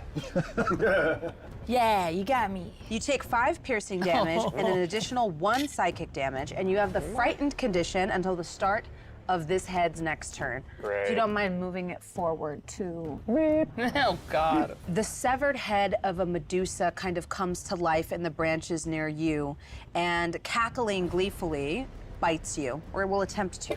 Ooh. I'm all hot today. It's That's a 22. multi-thing. So you That's have gonna like the be- main Is this tree, necrotic but then in each nature? of the heads It is is. different. So So that I'm was the resistant to aberrant it. death Very head. nice. This is the petrifying so death's the first head. bit of damage will be 2 piercing damage, Okay. and then you'll take an additional 2 necrotic, which is then reduced to 1. Thank you. Give me a Constitution save. Yeah, this is the petrifying death's head. I fail. That's a 5 plus 3, 8. I fail. 8. Okay.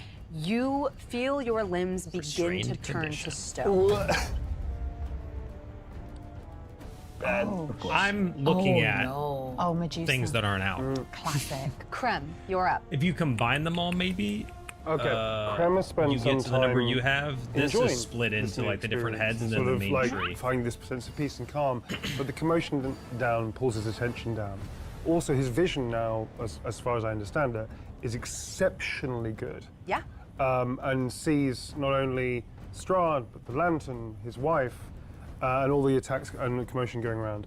And there's something about when Strahd bites into the neck of his wife, her head goes back and he just sees her face. And he sort of instinctively, his wings come in tight to his body. He makes himself into like a Aerodynamic. missile. So I'd like to literally dive towards Strahd and Zora. And at the last possible second, I'd like to burst into my were form, grab Zora, and then punching my way down to try and land. You can fly in your were form as well. Oh, can I? Yes, you have a flight of 50 feet in both. Oh, my cool. God. But if you want to dive down, you I can want to do do it that at the as last well. minute because I want the impact. Ah. Do you know what I mean? The kinetic yes. mass change. It's a mama hunt. The mass equals the force. Yeah, this should be interesting. And he's going to just like burst into this form, grab both. But I kind of want to smash the shit out of the lantern, as opposed to smashing my wife. That is going to be an attack roll. So you'll need an athletics check for that, but and an attack roll to strike true. Oh, great. I've got dexterity 3, but I also have a +4 to my attack roll in this form, in a were form. Yeah. Yeah, Perfect. so that's actually +7. So this is +7. There's nothing else I can add to this? I guess not. No. Okay, so +7. That's a 15 + 7 for a 22. That's a hit. Right, okay. I can't do it. Can you do it? It just sounds That like was somebody's- more distressed That was human. more distressed human. All right. That was more human burning at the stake. That was like that. Can I talk as my were creature, like in common, or is it just are you only speaking bird speak? It's crude. It doesn't sound like your voice, but you can speak. I say as I punch through. Amazing. Go ahead and give me that athletics check now to see if you can knock Strahd off of his balance. And here's where it all falls apart. Okay, so with a screech of, he then just goes and punches through, and we hit. Damn it! 9. 9. With 0 modifiers. That's a natural 20. Wow. You come soaring through the air like a black lightning bolt, but you are faced against one of the dark lords of Ravenloft himself. And your strength and your devotion pales in comparison to the malice and cruelty that you collide with. Oh, I'm so sorry, honey. And with one swift hand, he catches you. Your beak punching through the pale claw, his hands pushing through your beak, beginning to close around your throat. Oh, no. This is his death strike. Far out. There's reaction is You an will action that a take monster can take immediately after another creature's turn. 11 Only one of these points of actions can be slashing taken at a time damage and only as after his another creature's turn beautifully ends. I manicured could read the lacquered whole nails thing. Let's begin to go. bite into your raven throat. Okay. You'll take an additional Bird hits windshield. 16 points of necrotic damage, and you are grappled. Cool. Okay. That wipes out pretty much half my hit points. Grappled. That's Speed is okay. reduced to Still 0 and can't You increase. hear, Attack "Get rolls away are from impacted my on wife," target. and you see his glasses perched on the edge of a beak, and then you see Strahd's blood-soaked hand and his nails crushing the throat of a humanoid raven that not creature finished? that swooped from the skies, ostensibly to save you. Now this one's turn. 2 more heads from the tree animate. I'm gonna roll a d4 to see who they attack. Okay. 1, 2, 3, and 4. 3. Oh, that was me. Ooh. One of the heads comes flying at you. It can only fly 30 feet, Oh. so it will soar probably like halfway. Yeah, there. A second Medusa head animates, What the? Oh, gosh. so it is also gonna move 30 feet Not towards even you. involved in the combat. I don't even want to be a part of this. You're up. Okay. Frightened You of this see one. these heads kind of shrieking down towards you, and you realize they are drawn by the sounds of the crying children's voices in the tent behind you. Oh, shit. You are the only thing standing between them and a delicious feast. Great. And He's I'm gonna get out of frightened the this way. one, correct? Yes. 5, 10, 15, 20, 25, 30, and then I'm going to use my bonus action. 15, 20. They can have the kids. I knew that was coming. I knew that was coming. I believe I take an attack of opportunity from the one head that I passed there. Yes, yes. You might also take one from the this? one that attacked Okay, you. great. Yeah. Ooh. No, I don't So think that's so. 2 Bound, attacks. not You're at a all. rogue. That's a 14 Doesn't hit. and a 13. Both don't hit. Nice. Both of their fangs meet empty air as Lividity smoothly runs past them and forward towards the main Death's Head tree. Zora, you're up.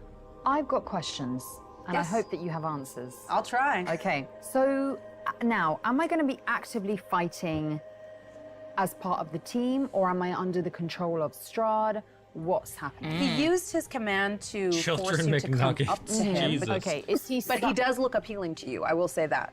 Right, Because and you he are has me in charmed. this sort of, this trance. So I don't know how much I care about our objective, which is ultimately getting the Banshee back. Now, he's bitten my neck, but he's not drinking the blood. He hasn't started to. His top teeth have just pierced your flesh. I think I'm just conceding to the bite. Heck yeah. Okay. I think we need to raise this in therapy. I tried. There's certain abilities Strahd has that if you're restrained or grappled, he has an ability he can use on you, or if you're willing, which is the case here. I'm absolutely willing. Give me a Constitution saving throw. +5 on this. 17 +5. 22. That meets the DC. His fangs sink in, and you begin to feel him feed of your life force. At first, you enjoy the embrace, and then you don't. Something's wrong. It hurts. And as he greedily drinks up every last drop of you, and you begin to feel your heart grow cold, your hex blood ignites fire in your veins. You hear his voice in your mind as he says, "Well, that is interesting. A rare vintage." All right, now that Death's Head is gonna go. Segue, everybody. The other one, the only one that hasn't gone, yeah. That one is gonna fly towards Wesley. Partial cover. Another head comes tumbling out of the tree and kind of almost falls on you, Wesley. That is a 9. That is a miss. Whew. It is your turn. Okay, wow. Would you have, when you got bit, would you have shouted? Because your arms are starting to turn to stone, right? Something's turning to stone. I think did it bite me or did it look at me? It bit you. It bit me. It So bit you. I don't know that I would have made sound. Right, you're just, okay. Uh, Yeah, and your skin is pallid. Yeah. But you did feed recently. Yes. Okay, can I just look to see and discern if I understand that his arms are turning to stone? Yeah, give me, I guess this would be like insight. Because you're Insight? trying to like discern something about his condition, Yes, maybe? absolutely. Okay, insight. +6. Oh, I have disadvantage because I'm poisoned on You do. checks, right? You yeah. do. I got a 15. 14 plus 6. Dirty Yeah. 20. Yeah, You dirty 20. immediately notice as you're watching Eloise kind of go up with that spider-like dexterity up the tree's trunk, you start to notice that the speed decreases after passing this severed Medusa's head. Oof. Okay. Lesser restoration does not cure petrification. Man, this is scary. Okay, I'm gonna do fairy fire. Okay. That is an action. Objects in a 20-foot cube within range are outlined if they fail the dex. So Okay. I think I'm gonna say this big guy and those two little guys. Yeah. So yeah, I'm gonna try to cast fairy fire, which will illuminate them and give my friends advantage to attack them. So all of them need to make a dexterity 14 saving throw. They have a -1 to this. Okay. Your fairy fire works. Yes, amazing. Okay, that is my action. I'm just gonna stay close and not invite an opportunity attack. I will not move. I'm gonna support from I'm here. gonna just support nearby. Gonna throw some moral. Yeah, I'm gonna be like, you got this, guys! Yeah. That's it for me. Fantastic. It is Strahd's turn. Oh no. I would say As Strahd bound, continues feeding if of they you, Zora, made it even you take more, 11 points of necrotic I think would be damage. too much. I feel like they're and riding 8 the line of piercing like as his how many fangs cuts dig to deeper like keep and pace deeper moving into your they're pale doing. flesh. How many do you have left? 19. I had 38 to start with. So they're bloodied. Oh. It's exactly half. So because you're bloodied, I do have the ability called Bloodthirst, which allows me to teleport to a bloodied person I consider an enemy. I mean, you can see within 30 feet of yourself. We 6 did damage, establish that's you're bloody not damage, their and friend. then I'm not I their said, all right, you friend. can take a reaction. Okay, keep talking. But it technically only goes 30 feet, but is there any way I could stretch it a little further? I think if you opened your other eye. Ah, yes. Dark gifts. Dark gifts. Yeah, I will open the other eye and just using that sort of like seeing the pathway that I've been able to use this Path eye through the for mists. and see right there. Give me a. You're trying to double the distance you can travel through the mists. Yeah. You do have an artifact to aid you. That's the only reason this is even possible, even kind of possible. I'll say this, which ability do you think you're using? What of your skills do you think you could bring to bear against this Ooh, challenge? I would say I'm using my acrobatics in this moment to kind of maneuver my way up through this sort of in-between space that I go to during Yes. this teleportation. It is a sort of purgatory, and where those hands would normally tear people apart, Yeah. you think perhaps you could use them to lift you up. Lift me up in this way that I sense you've taken enough damage to be what we consider bloodied, and feeling that life energy slipping away from you, I latch onto it and it pulls me towards you. Give me that acrobatics check. If you Come fail, you will on. take damage. Okay. That is 18. That's a success. Yeah. As you perceive the in-between of the shadow world, you see these like mist creatures that sort of rule over and prevail the domains of dread in some ways.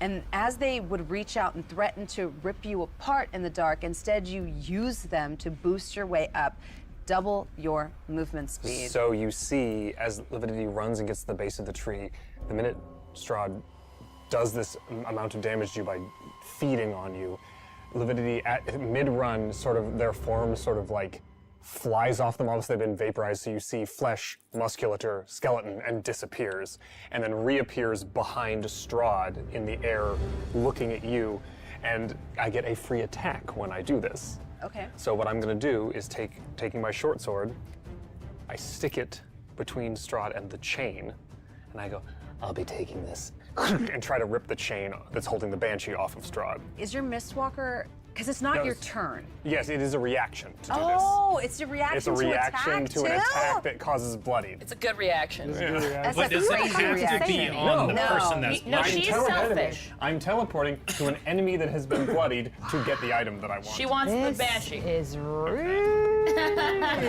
Roll to hit. terrible. Karma. That's going to be An 11. An 11. it's a magical sword. Oh, this is a sword +1. It's a sword +1. Yeah, because I made him a short sword. As your sword kind of sinks into these ethereal chains that are holding this lantern to Strahd's belt, and you struggle against it, you realize that this chain link is not even really truly present here. It's present in another plane, held together by stars. This is magic that is beyond your comprehension. As is most But magic. as you kind of struggle, your eyes fixed on the object of your Okay, it says desire, you can then and make the one melee Banshee's attack. face kind of worms around to look at you, you do see that So that it's not which a you seek you is then in or this you plane, must. You not can in make Barovia. one melee attack. Okay. It also so then doesn't I'll say wait for against that enemy. And kind of in that moment of how time works in D&D combat, that'll be the end of my attack action But in that initially when reaction. an enemy But you can see when I within start 30 to feet of fall yourself on takes my damage turn, and is bloodied. I have an idea. Amazing. As I'm going, Just say The enemy. Death's Head tree, still enacting Strahd's will, makes 2 slam attacks with 2 of its branches. But that's not like The a big first thing one to me. is he could easily see like she's 9 not at exactly you, my Wesley, ally which I because he don't doesn't believe like them. hits. So I'm The I'm all second for one that is sort also. of reaching upwards. It's going to be one of you 3. I'm not sure which one. As it kind of crashes around, we'll say 1, 2, 3. 2. Okay, so me. As the tree animates, kind of thrashing around wildly, the second branch reaches up and tries to strike at you. It's only a 12. That is going to equal my new AC as a were creature because it's slightly less than my normal AC. Sure. Oh, yes. So that's actually a hit. Okay. I have a question. Yes. So as it's thrashing around, as you said, uncontrollably, would that possibly knock me out of his grasp? Ooh, Because out it's of not the like grapple. it's not like a bite. It's like literally like a bam. Yeah, yeah. We'll say, I'll give you this. If it hits you, you'll gain advantage on your strength check to get away. Go back and forth. back and forth. Synergy. 11 points of bludgeoning damage Okay. as the tree crashes, I kind wonder of if because he flailing put the madly. eye in, Soth is going to Strahd show up and stands save strong. them. Even with the furious wailing of his wonder if own Soth's gonna creatures, save them. pummeling blows, he doesn't even move. He doesn't even mark it. His arm that's holding you is kind of still holding strong, but you definitely feel it. Yep. Give me a strength saving throw. So here's a question. Instead of doing a strength trying to get out of it, I would like to shrink myself into a raven form to literally go evaporate from his grasp, to then literally just fall away. So I'm just going to go woof as a bonus action. To then fall Typically, you away. can only use a reaction that on a turn that's not yours, but because you took the hefty hit, I don't think it's impossible that like the momentum would kind of blow you away. Yeah. Give me an acrobatics check. Okay, so that's Neil's +3. forever trying to push the 17 envelope. It's actually 20. As the He is always crashing like, "Could branches I? kind of buffet Maybe." your humanoid were-raven form, you kind of turn into a smaller one and use this to get out of Strahd's grasp. And just like fly off, and then I'm just going to immediately like bomb out. Eloine, you're up. Okay, well, I will Hunter's Mark Strahd, and then I'm going to Mark take creature that. Shakari for bonus damage. Oh, that was so fast. It's disadvantage, right? Yes. Oh my god. That's my turn. Boo. As you feel your fingers and Unlucky. your arms kind of stiffen, kind of this petrification beginning to take its hold on you, and you try to shake it off, but can't. Your mind is distracted, seeing Zora in the embrace of Strahd and kind of giving in. You see the life draining from her face, and is not unlike the night that you were embraced by a creature of the night in that graveyard. Give me an insight check. As you see your arrows kind of flit through. 17. 17. As you see both of your arrows strike against Strahd almost harmlessly, his billowing cloak kind of turning them aside with no effort, it occurs to you that fighting him is a challenge that might be beyond your means. Thank you. Just letting y'all know. One of the heads disappears into the children's. Oh no! So that'll be that one's turn. Okay. And there was another The whole one. tent just fades Was to the black. other one? The other one was the one that attacked Eloine, I think. Yeah, yes. Yeah. Okay. It is going to do so again Oh no! because you're its closest. 15 to hit. Doesn't it? It doesn't hit. As it tries to swoop in for another bite, another stray branch from the Death's Head tree kind of knocks it sideways as its tongue lolls out, and you see the Medusa, like, sort of stalks kind of go tumbling through the air, but it is still within your melee range. Cram, you're up. Nice. Okay, as I get knocked out of his hand, I turn into a raven and sort of immediately arc out, which is, well, actually presumably is towards where the child's tent is. Is it fair to say that with my enhanced sight, do I see that creature go into what I know is a child's tent? You do have quite literally a bird's eye view. Fine. Because you're kind of above it all. Cool. Bird's So eye I see view. that. You like that?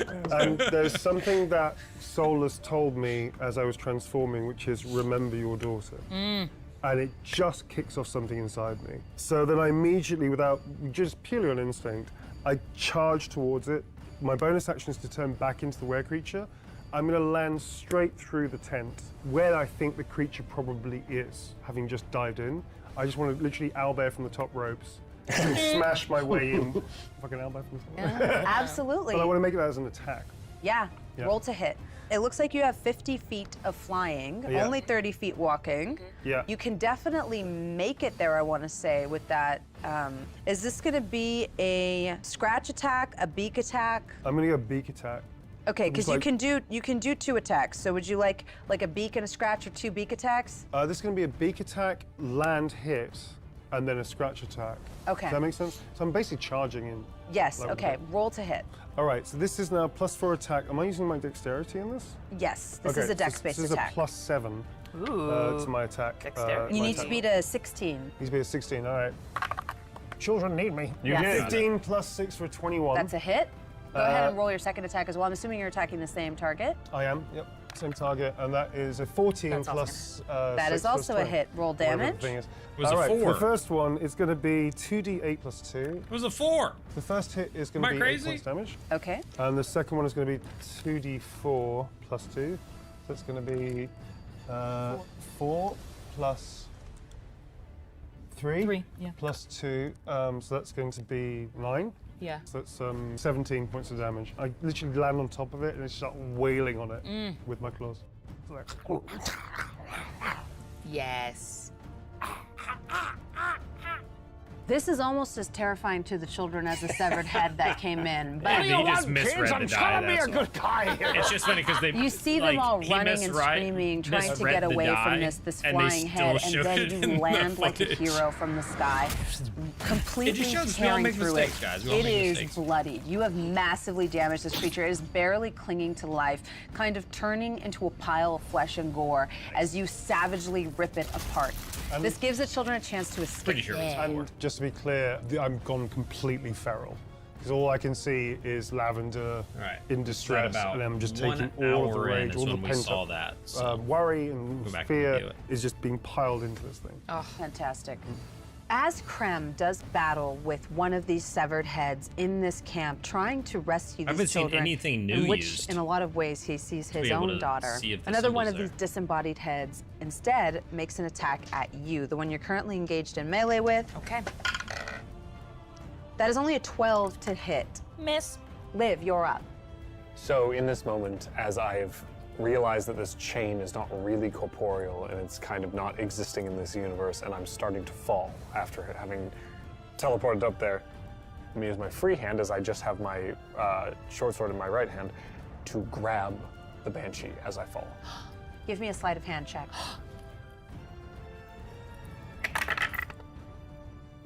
What is happening? Sleight of hand's good though. 12. You are no longer Your sleight of under hand sucks, the you're a protection rogue. of sunlight. Ah. And level as 5 and got a you plus 10. manage to slip the Banshee out of its cage, something that you're quite adept at as a rogue, that really isn't the difficult part. No. The difficult part is what happens after. yeah. As you hear a thin, hissing voice say, "Get your hands off me, you filthy rat!" And it screams. I'm just trying to save you. Give me a Constitution saving throw. That's for everyone within 30 feet that can hear the Natural wail. 20. Guess that's me too. That is you. That is you. Yeah, today's not our day. Nope. Okay. 21. Okay. I got a 5 + 5 for a 10. And natural 20 + 1, so 21. Focused on your goal of trying to get Zora out of danger, you're able to push the Banshee's wail out of your mind. You have a lot of experience with this, especially after being almost Yeah. peeled apart by Contessa. Locked in Strahd's embrace, as the Banshee's wail kind of emits in this fashion, your guard is not up. I have a very important question to ask you. Do you have less than 25 hit points? Yes. Yeah. She's 19. Wowzers. Banshee's wail kills you if you have You under. die. Oh, shit! You drop to 0 hit points, being knocked unconscious in this moment. You all see Zora's So that's body not go die. immediately That's limp unconscious. in Strahd's arms as he continues to feed from her. Dead or unconscious? 0 hit points. Unconscious. Unconscious. See, that's a very. Still in combat. Still in combat. distinction. I've We're got still in stuff. combat. I've got And I stuff. want to be very important, Zora, it is your turn. As you However, are if locked you want to reduce in to 0 hit Strahd's points by powerful this, embrace by of this death, damage for the bite as you have your guard down, the For the Banshee's wail thing that Strahd hits was you with doing. its full force. You now wander the threshold between life and death as you are reduced to 0 hit points and fall slack in his arms as he continues to feed. 60 feet in the air. Yes, 60 Cool. feet up. Got Is it. there anything I can do? No. So typically at the top of this, you would make a death saving throw. Typically. Typically. So do so now. Do so now. Great, great, great. We got this. And you are no exception. And I'm no exception. Okay, how does this work? Just roll a d20, unless you have any way to give yourself advantage. Some classes do, some features do. I don't think you do. Love you all. We got this. Okay, here we go. I'm feeling confident. Pass. 15. 15. Cool. You just do one No, right just now. one It's now. every turn. Just one. It builds. Yeah. It's very dramatic. Yeah. But if someone hits you during that time, you will fail. So I'm not dead now? I'm You're not unconscious? dead. You're unconscious. You're unconscious For this round. For this. for this round. You're unconscious for foreseeable anywhere future. from 1 to 3 rounds. And essentially at the top, at the beginning of your turn, you're fighting, you're basically dying right now. And you're fighting to hold on to life, if that makes So I sense. can't really take an action, I to can't do anything. 5 I can just go, rounds? You're on un- the yeah, fifth you're one, you're unconscious. either Yeah. Very well. dead Thank or you. I you're believed it. As you begin to feel like your saves are done. life kind of shedding your fleshy Stable. mortal coil and going to who knows where, a lot of thoughts flit in your mind. Maybe this is that moment adventurers talk about when your life begins to flash before your eyes. What's the memory that pops to the front in this moment? a young Nora being taken by Baba Yaga. Whoa. Whoa. And the terror and the betrayal of that. Up until this moment, there had been a conflict in Nora, of whether she might succumb to the hag's power and potentially become a hag herself. Wow. I think this is probably the moment where she realizes that she has a lot more to live for, and this is absolutely not a path that she would want to take. You know, thoughts of lavender and all of that stuff. I think she just doesn't want to die, to be honest, ultimately. These thoughts rush through your mind at light speed, one after another. Visions of you and Lavender and Creme playing games together around the lab. didn't say Images Creme. of maybe even looking down from your room in the stairs and seeing that they have secret games they play without you. And as you recall these fond memories, you also feel strange sensation in the very little part of you that is still clinging to your flesh. And it is the gentle thrum of a banshee whose arms are kind of embraced Where is the around you, stuff? underneath your dress. And you hear Contessa say, Zora, you must hold on. You must. And then she says, we're bound together, you and I, and I prefer not to be bound to someone else. As Contessa clings to you, her ectoplasmic hands kind of reminding you of Lavender's, she reminds you of who you are. And you, I believe, have a very special ability that allows you to invoke the strength of the grave due to the special sorcerer subclass that you are. I will allow you to roll As Contessa and as your dungeon master, I'm always rooting for you, my heroes. And so, you can invoke the strength of the grave and make a charisma saving throw to attempt to essentially deny death. Now, you would have to get a 24. You have a +5. On a 19 or a 20, you will pop up with 8 hit points. Worth it. Well, there was no Yeah. symbol Yeah, on it that. doesn't- Shadow doesn't Sorcerer cost is you anything new, to so I try. guess I Let's didn't go. put that in there. Now, how many attempts at this do I get? One shot. You can do it. I think believe. Okay. So 13. It's not what we were looking for. This is all because of you. Is it though? Eloine, you see Zora's form go limp and immediately are distracted by the severed Medusa head that is still involved in melee with you. That's a natural 20. Oh my god. My second one of the session today. As the Rest in Medusa peace. latches onto your shoulder, you take 5 piercing damage, an additional 6 necrotic damage. Halved. Make a Constitution saving throw. 10. Being that that's your second failure, you are petrified. Turned immediately to stone. Oh. Not dead, just a little Sort of solid hard. inanimate object which causes multiple negative. These So are as the things at the bottom as are I finished. see the Medusa coming at me, out of the corner of my eye, I see Nora go limp. And I I should have start said to let out a conditions, scream, multiple "No!" negative conditions, perhaps. And I'm petrified. Nice. And there's a tear that's coming out. That's all I wanted, just a single tear. Thank you. Wesley, your party's falling apart. Yeah. Yo. All right. Okay. I would guess the beheaded creatures undead. The tree is undead, Strahd is undead, all of them. I've been waiting for this. Okay, so I have actions and I have bonus actions. Yes, you do. My channel divinity is an action. Mass healing word is a bonus action. Absolutely. So first, I will use turn undead, which has as an additional property sear undead. Nice. I present my holy symbol and censure undead creatures. Each undead creature within 30 feet of myself must make a DC 14 Wisdom saving throw. If the creature fails its save, it has the frightened and incapacitated condition for 1 minute, and for the duration, it tries to move as far from me as it can.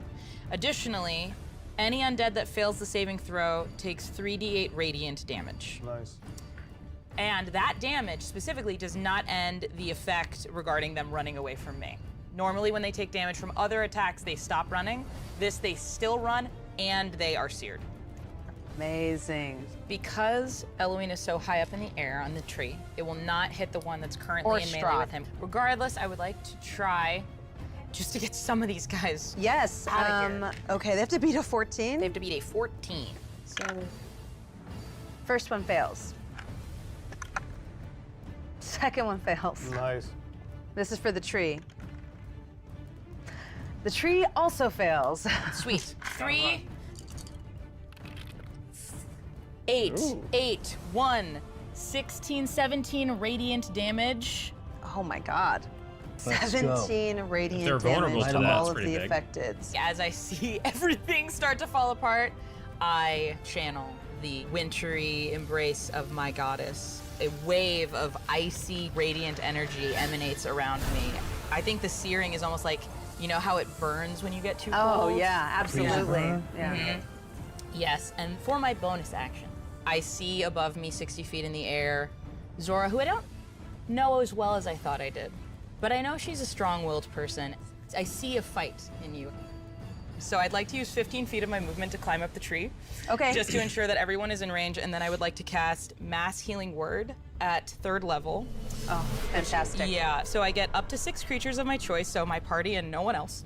And that includes you. You're in my party. Okay. He has proven he is not. I know, but in this situation, I will not include you. Consequences not felt. They Got it. regain hit points It's equal not to felt. 2d4 plus my spell casting ability modifier, so I'm at +3. Okay. And we're gonna do 3d4 plus 8. 14 back to everybody, including myself. That'll do Oh, what the heck? nicely. Yeah. And I end my turn. Thank God. Very well done. As you bring Zora back to life, you see Strahd kind of like stop. His little amusement is kind of falling apart. He removes his fangs from your neck and he goes, well, that won't do. Do you want it or not?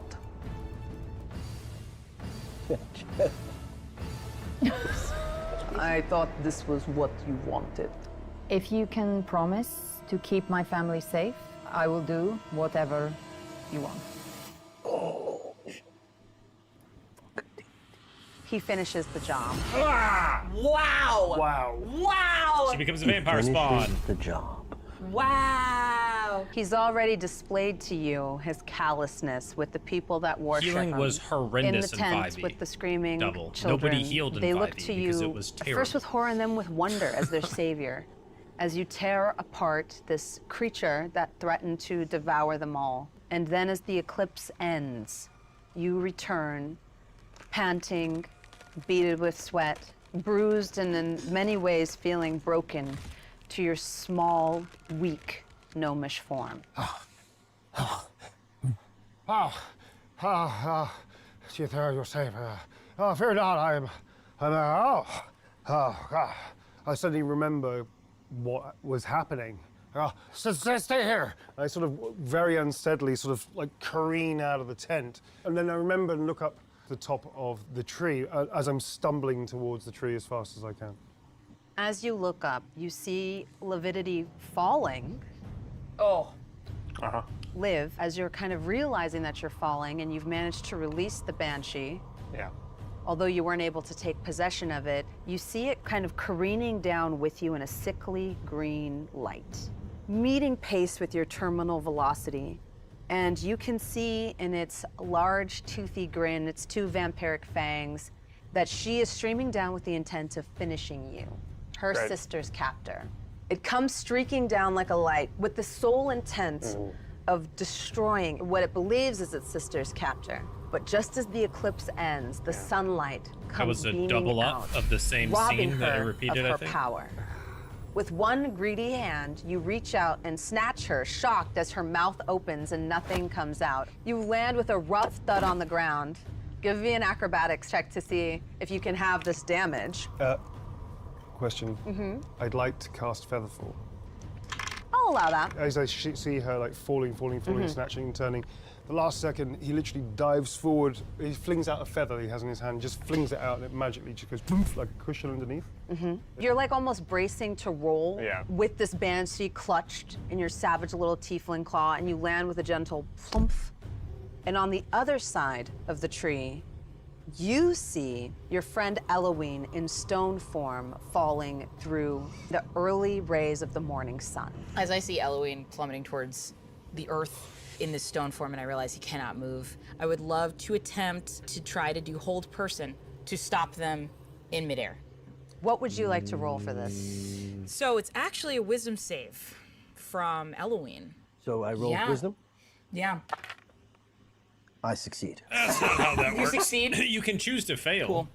You reach out with hold person, trying to You can support choose your to fail a party much saving the throw. same way Also, Krem saving did. throw is not. That is, yeah. Eloine, your stony form falls in that same tortured expression with the one tear kind of almost turning into a diamond upon the wind, and you land, taking 13 points of bludgeoning damage as your form crashes to the earth, leaving an indentation in the soil. Still stone, right? Still stone, yeah. Zora, satisfied with his newest convert, he leaves you all and says to you, Liv, take it and give Lord Soth my regards. Aye, Captain. And Hey, they got another dissipates banshee. into a million stars as he returns to Barovia, content with this scene of misery and slaughter. Around He you, turned Zora. the I don't know village if of he took with halflings him or is what. a nightmarish sight. The cries in the night and the desolation wrought here will haunt you for the rest of your days. Zora's lifeless body hangs suspended under the morning sun. One last bask for our little elf. And that'll be where we end today.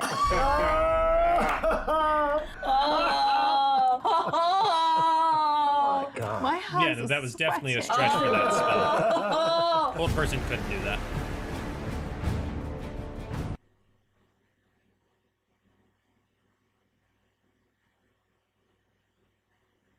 All right, I know we wanted at like an hour in. How long did we go? An hour 20? Okay, that wipes out pretty much half my hit points. Yeah, speed is reduced to 0 and can't increase. Attack rolls and impacted and target can be, yeah. This happened like multiple times where things just cut off.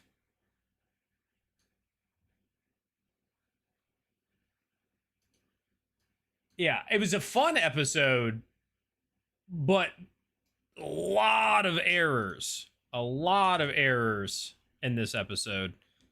That's okay, I'm still there. You hear "Get away from my wife," blood-soaked hand and his nails crushing the throat of a human. If you're restrained or grappled, he has an ability he can use on you, or if you're willing, which is the case here. I'm absolutely willing. Give me out of the tree and kind of almost falls on you, Wesley. Cover provides a degree of protection to a target behind it. There are 3 degrees of cover, each of which provides a different benefit to a target. Damn that. Yeah, I feel like we don't know enough. Here's the problem with something like this. We don't know Zora enough to be like, why is she doing this? This seems weird. I'm really confused, right? Like, we don't know why, and I don't, it's like she's just like, oh, I'm currently kind of tied to a hag because of the blood, the hex blood or whatever. Now I'm trying to give it to Strahd, and His arms are turning to stone. Yeah, give me, I guess this would be like in If they fail the dex. So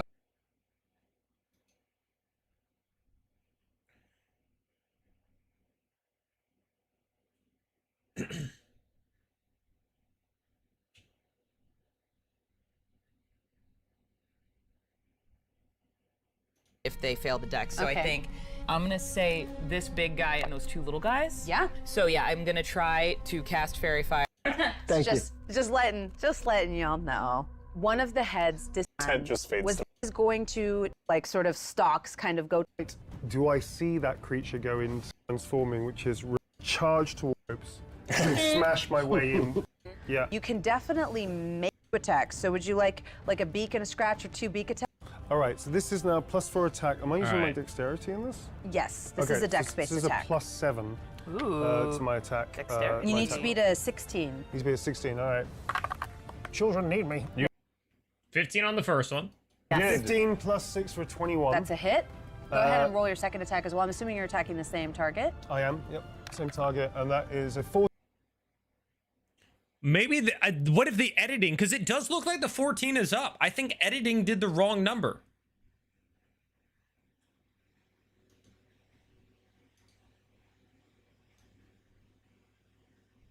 I think the highlight is the wrong number.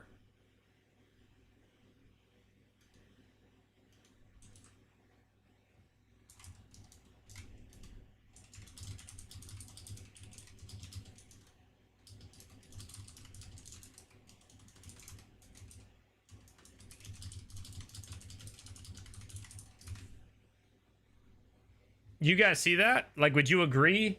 That's, yeah, I think that's editing or something, because that very well looks like the 14 is actually the number that is up, not the 4.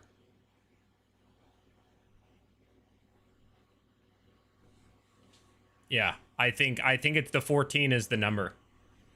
But they lit the other one. What was the other thing? Restrained that I wanted to see? There was something with restrained that it didn't get finished.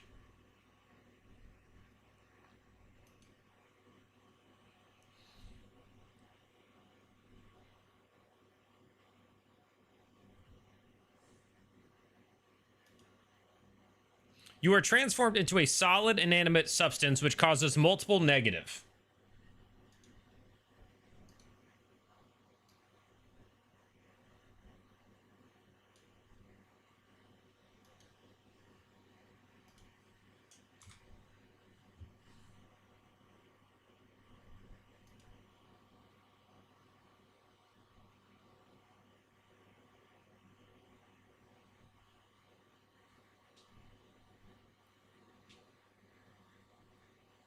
Yeah, they did. They tricked us into making it. Looks like a 4 from the picture.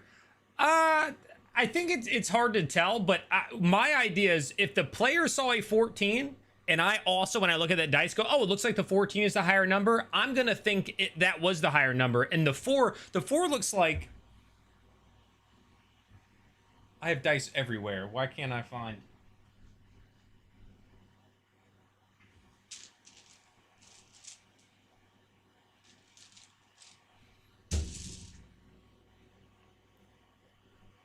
Where is it? Where is it? Where is it? Yeah, I think it landed just like this, and it's angled at a way that it looked like it was the 4, but it's the 14. That's what I think happened.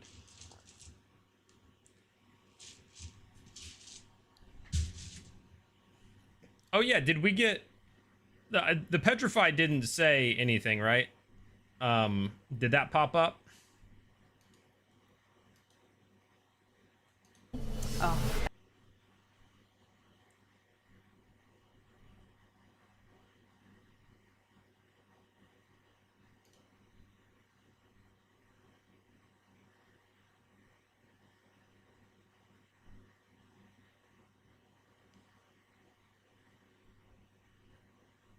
Trying to see what other ones. I don't think I was paying as much attention to them early on, but I wonder if there were a bunch of other things.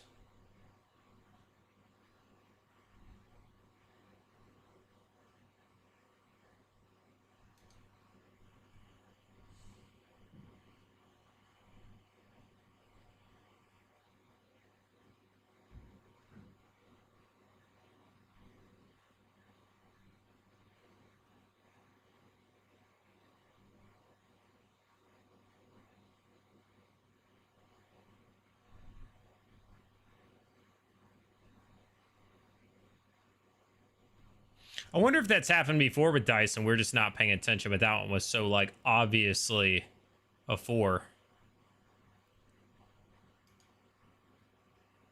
Poison condition causes disadvantage on attack rolls and ability checks. Okay. That one's normal. I'm going to move closer to a source of fear and disadvantage on ability checks. Don't you have it on attack rolls too? When you're frightened by somebody? If they're within your line of sight? I don't know.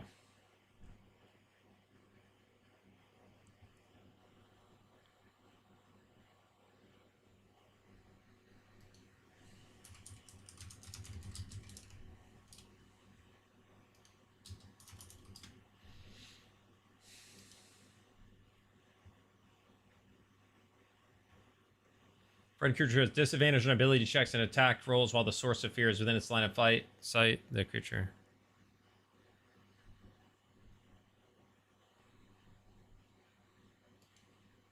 Yeah, look, there's a period. And there's not on the next one. So that just didn't get on screen.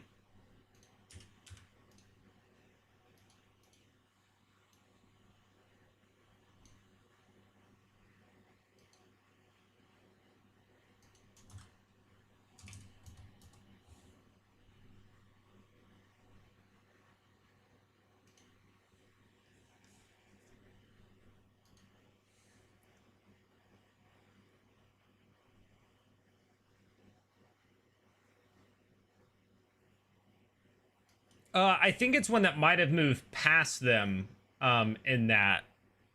Because, yeah, they did go somewhere, but they acknowledged that they couldn't go towards it. They had to run from it, so.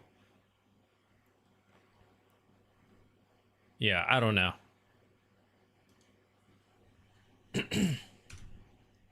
We will stop dissecting it for now. But I'm going to share all that and just be like, yeah, there was quite a bit of that.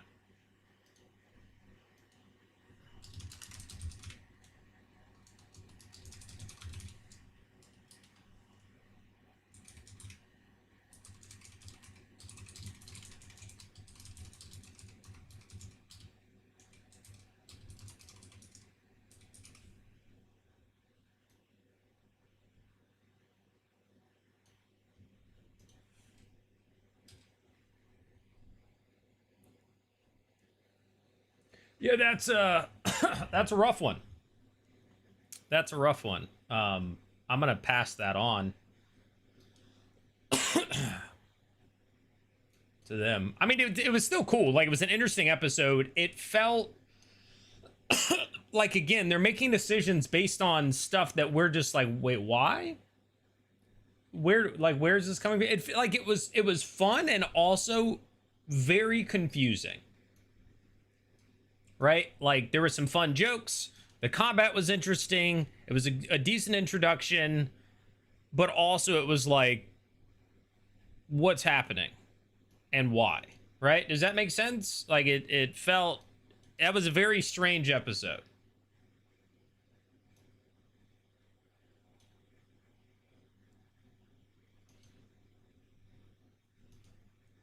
Yeah, I mean, I saw it and was like, yeah, these are wrong, but I wasn't like losing my mind over it.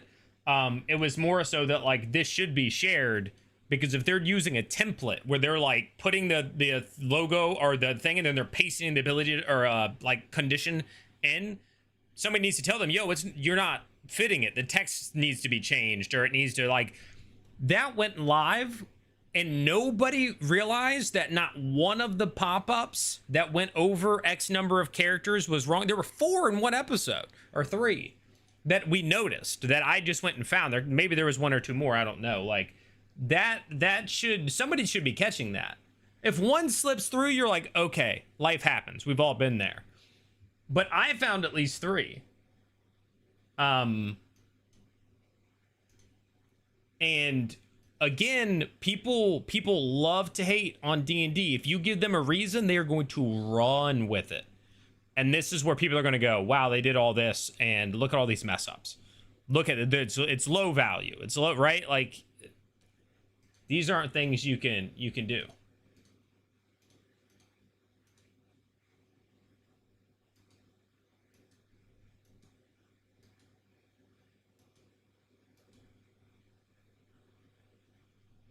Yeah.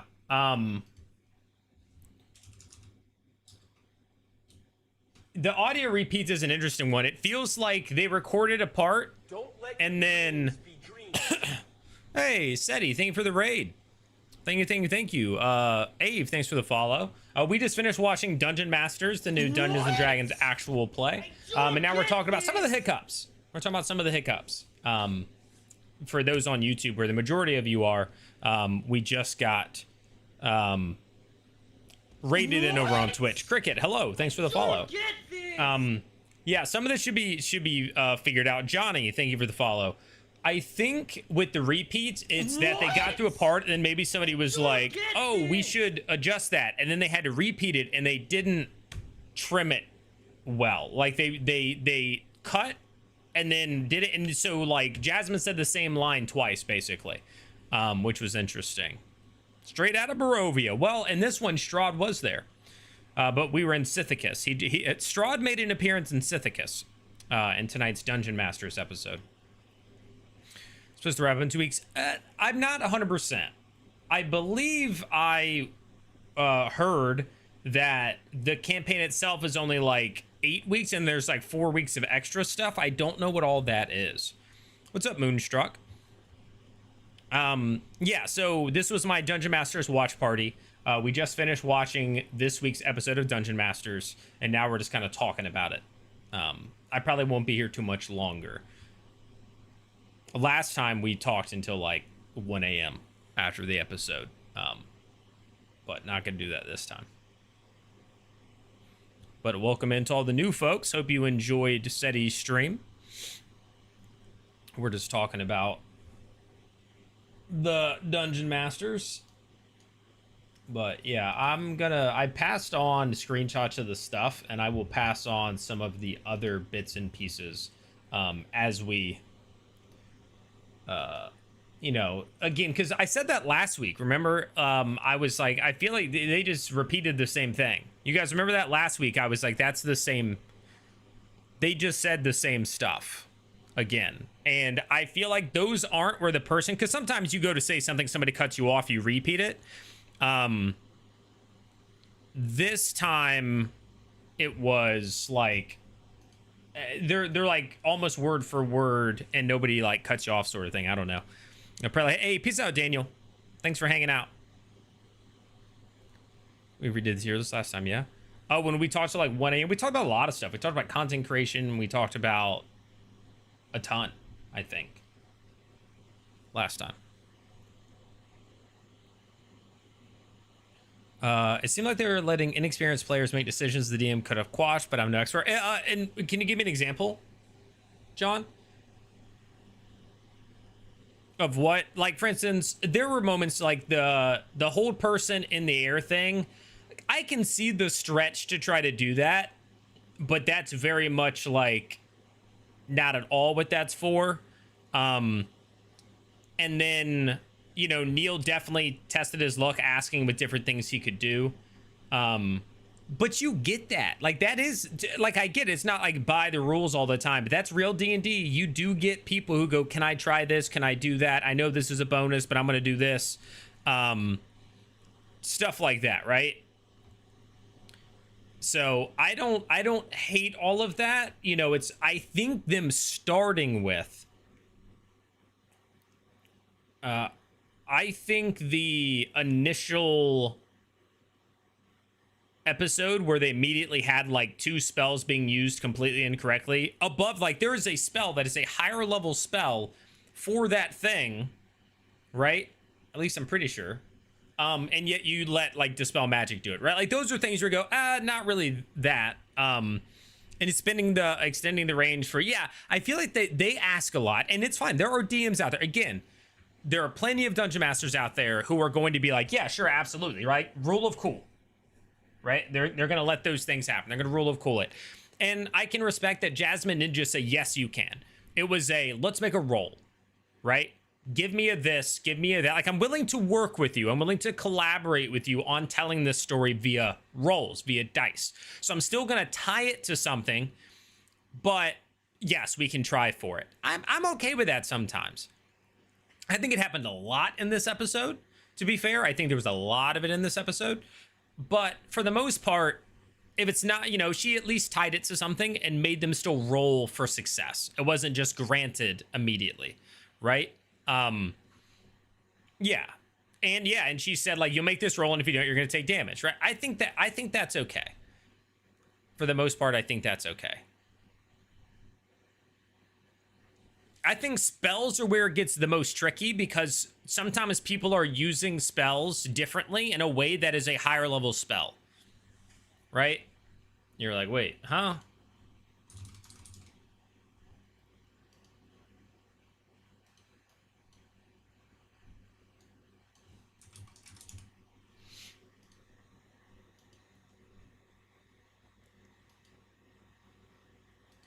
Or a difference. Well, I guess, I mean, Dispel Magic and Counterspell are the same level. Yeah. You give a free attack also. True. But that also was, like, again, I explained it. That ability, because I pulled out my copy of where he's playing something from this. He's playing the Scion of 3. That's from the Forgotten Realms. So I pulled this out and looked at it, and it says when an enemy is given the bloodied condition, you can teleport to them. Zora, I would be like, she's not an enemy, but he's the only character that I would be like, that's fair. That's fair. You may actually consider her an enemy. Or at least not a friend. But if anybody else did that, it'd be like, again, the ability is written as such, and you're using it this way. But it does say you can do that to an enemy, not an ally. You don't have to take an attack roll, right? I did discover that. It's not forced. But yeah, so again, Matchstick, that's kind of what I'm saying is, if anybody, Levittity is the only character that I think could have gotten away with being like, okay, I'm going to teleport to this person. Anybody else, no. But I think you're beholden when you're doing an actual play, an official Dungeons and Dragons actual play. I think you're a little more beholden to some rules, and I feel like that is something that's being a little, you know, like just some of the spell usage, right? Again, the dispel being used to do the thing, in the first episode, hold person being used in this episode. Those are ones where like, I don't know. You know, at that point, what can't random spells do? But also not breaking anything, just something that you go, don't love it, right? Allowing the bite seemed odd. Well, so those are different. A whole person is one thing. The allowing the bite was Zora saying, I'm going to allow it, right? Like that was on Devra. And I just feel like they didn't, there wasn't a clear explanation as to the why, you know, like,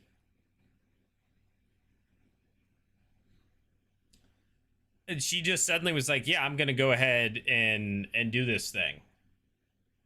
And it's like, oh, well, why would you do that? Like, we don't know.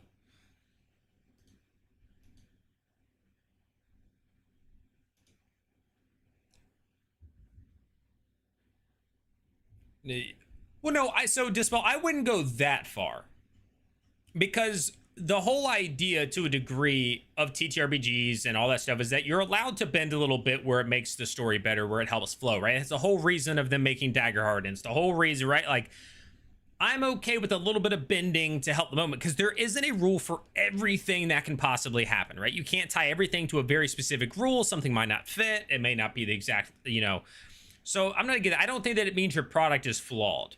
But I do think if you're trying to do something and it is clear as day, here it is in the rule. We built a thing for this, and then you're like, nah, then it's like, okay, well, that's a little different. Right? I think there are moments where you can be reasonable about it, and there are other ones where you're just like, okay, this is very much just being like, absolutely, rule of cool, do whatever.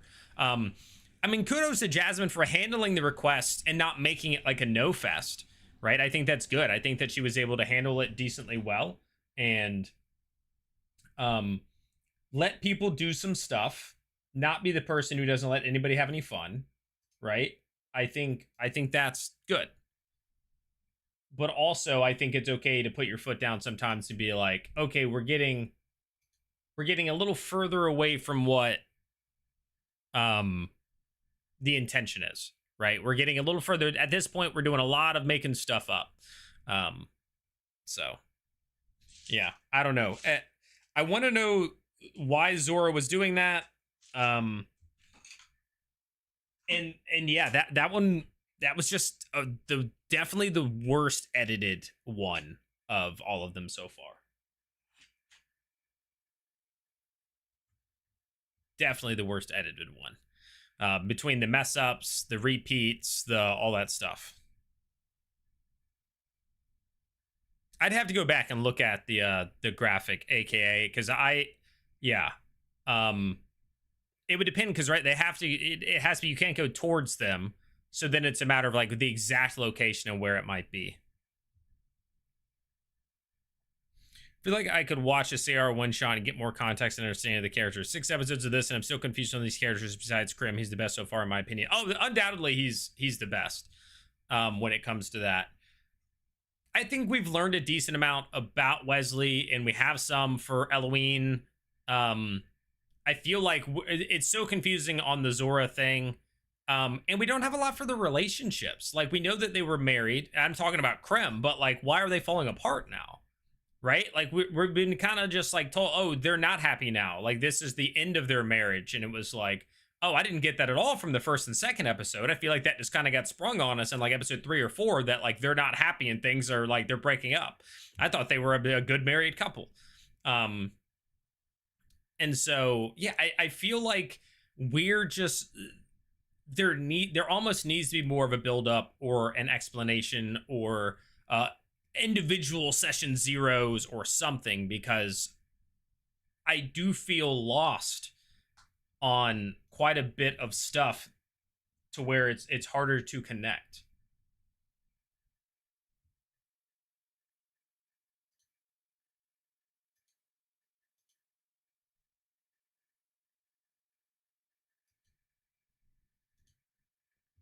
I'm gonna put some of this in my notes.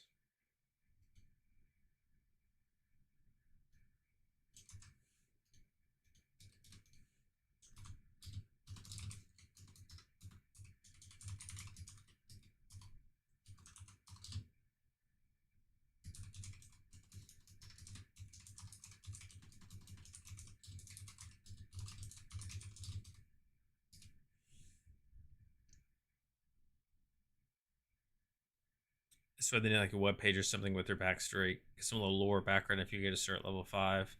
Compressing the show. Yeah, I get it, because they're not trying to make an actual play in the way that Critical Role does. They're trying to make these short arcs that just fit the content. Yeah, exactly what David is saying. Like, on small runs, it's going to be hard to make some of the same connections. But at that point, make them friends who know some stuff. It's like they're trying to add these in-depth things, and unless you can find a way to do it that we can connect with and understand, it's just like we're just left wondering, what? Huh? Why? Right? Because you want there to be these past relationships and this marriage, and they have the hex blood, and they have this history and a hag, and you have all these intricate things, but we don't have enough time to figure any of it out. So is it worth even having all of that? Like, is it worth having those things if this is what we can do with it, right? Like, maybe you do it differently. I don't know. Again, I enjoy it. I've had a good time with it. This episode's editing was rough, but this is more of a I like it. These are the flaws in it.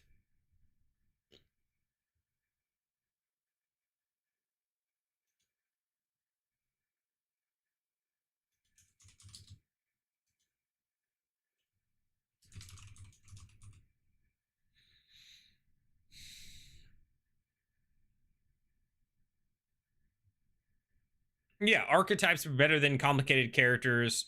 Yeah, I don't know. Like, I feel like with what they're trying to do,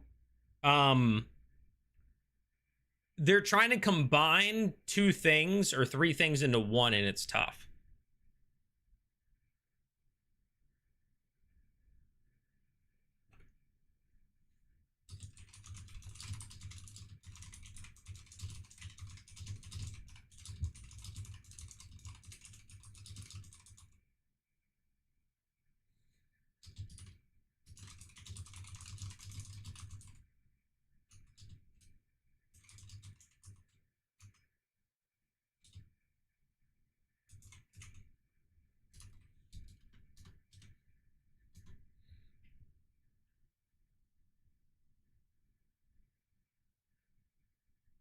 Yeah, I don't know. It's like they're trying to add a lot of the stuff that you would have from like a different actual play into this, and it's almost like I feel like it would be better if they just made it basic D&D.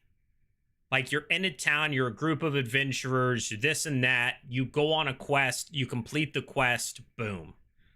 Right? Like, that way you can show everything off. It's easy to follow, easy to understand. Versus like, hey, within 8 episodes, we need these people to have these in-depth backstories with all of this stuff. We're gonna reference it. I don't know.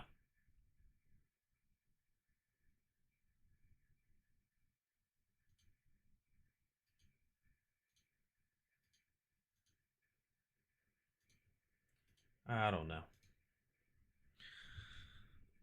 But I am gonna call it there. Appreciate you guys hanging out. I will pass some of this stuff on, and let them know where those mess ups were when it comes to some of the pop-ups and whatnot. But GG's, I'll see you guys tomorrow night. We got the Critical Role table is back.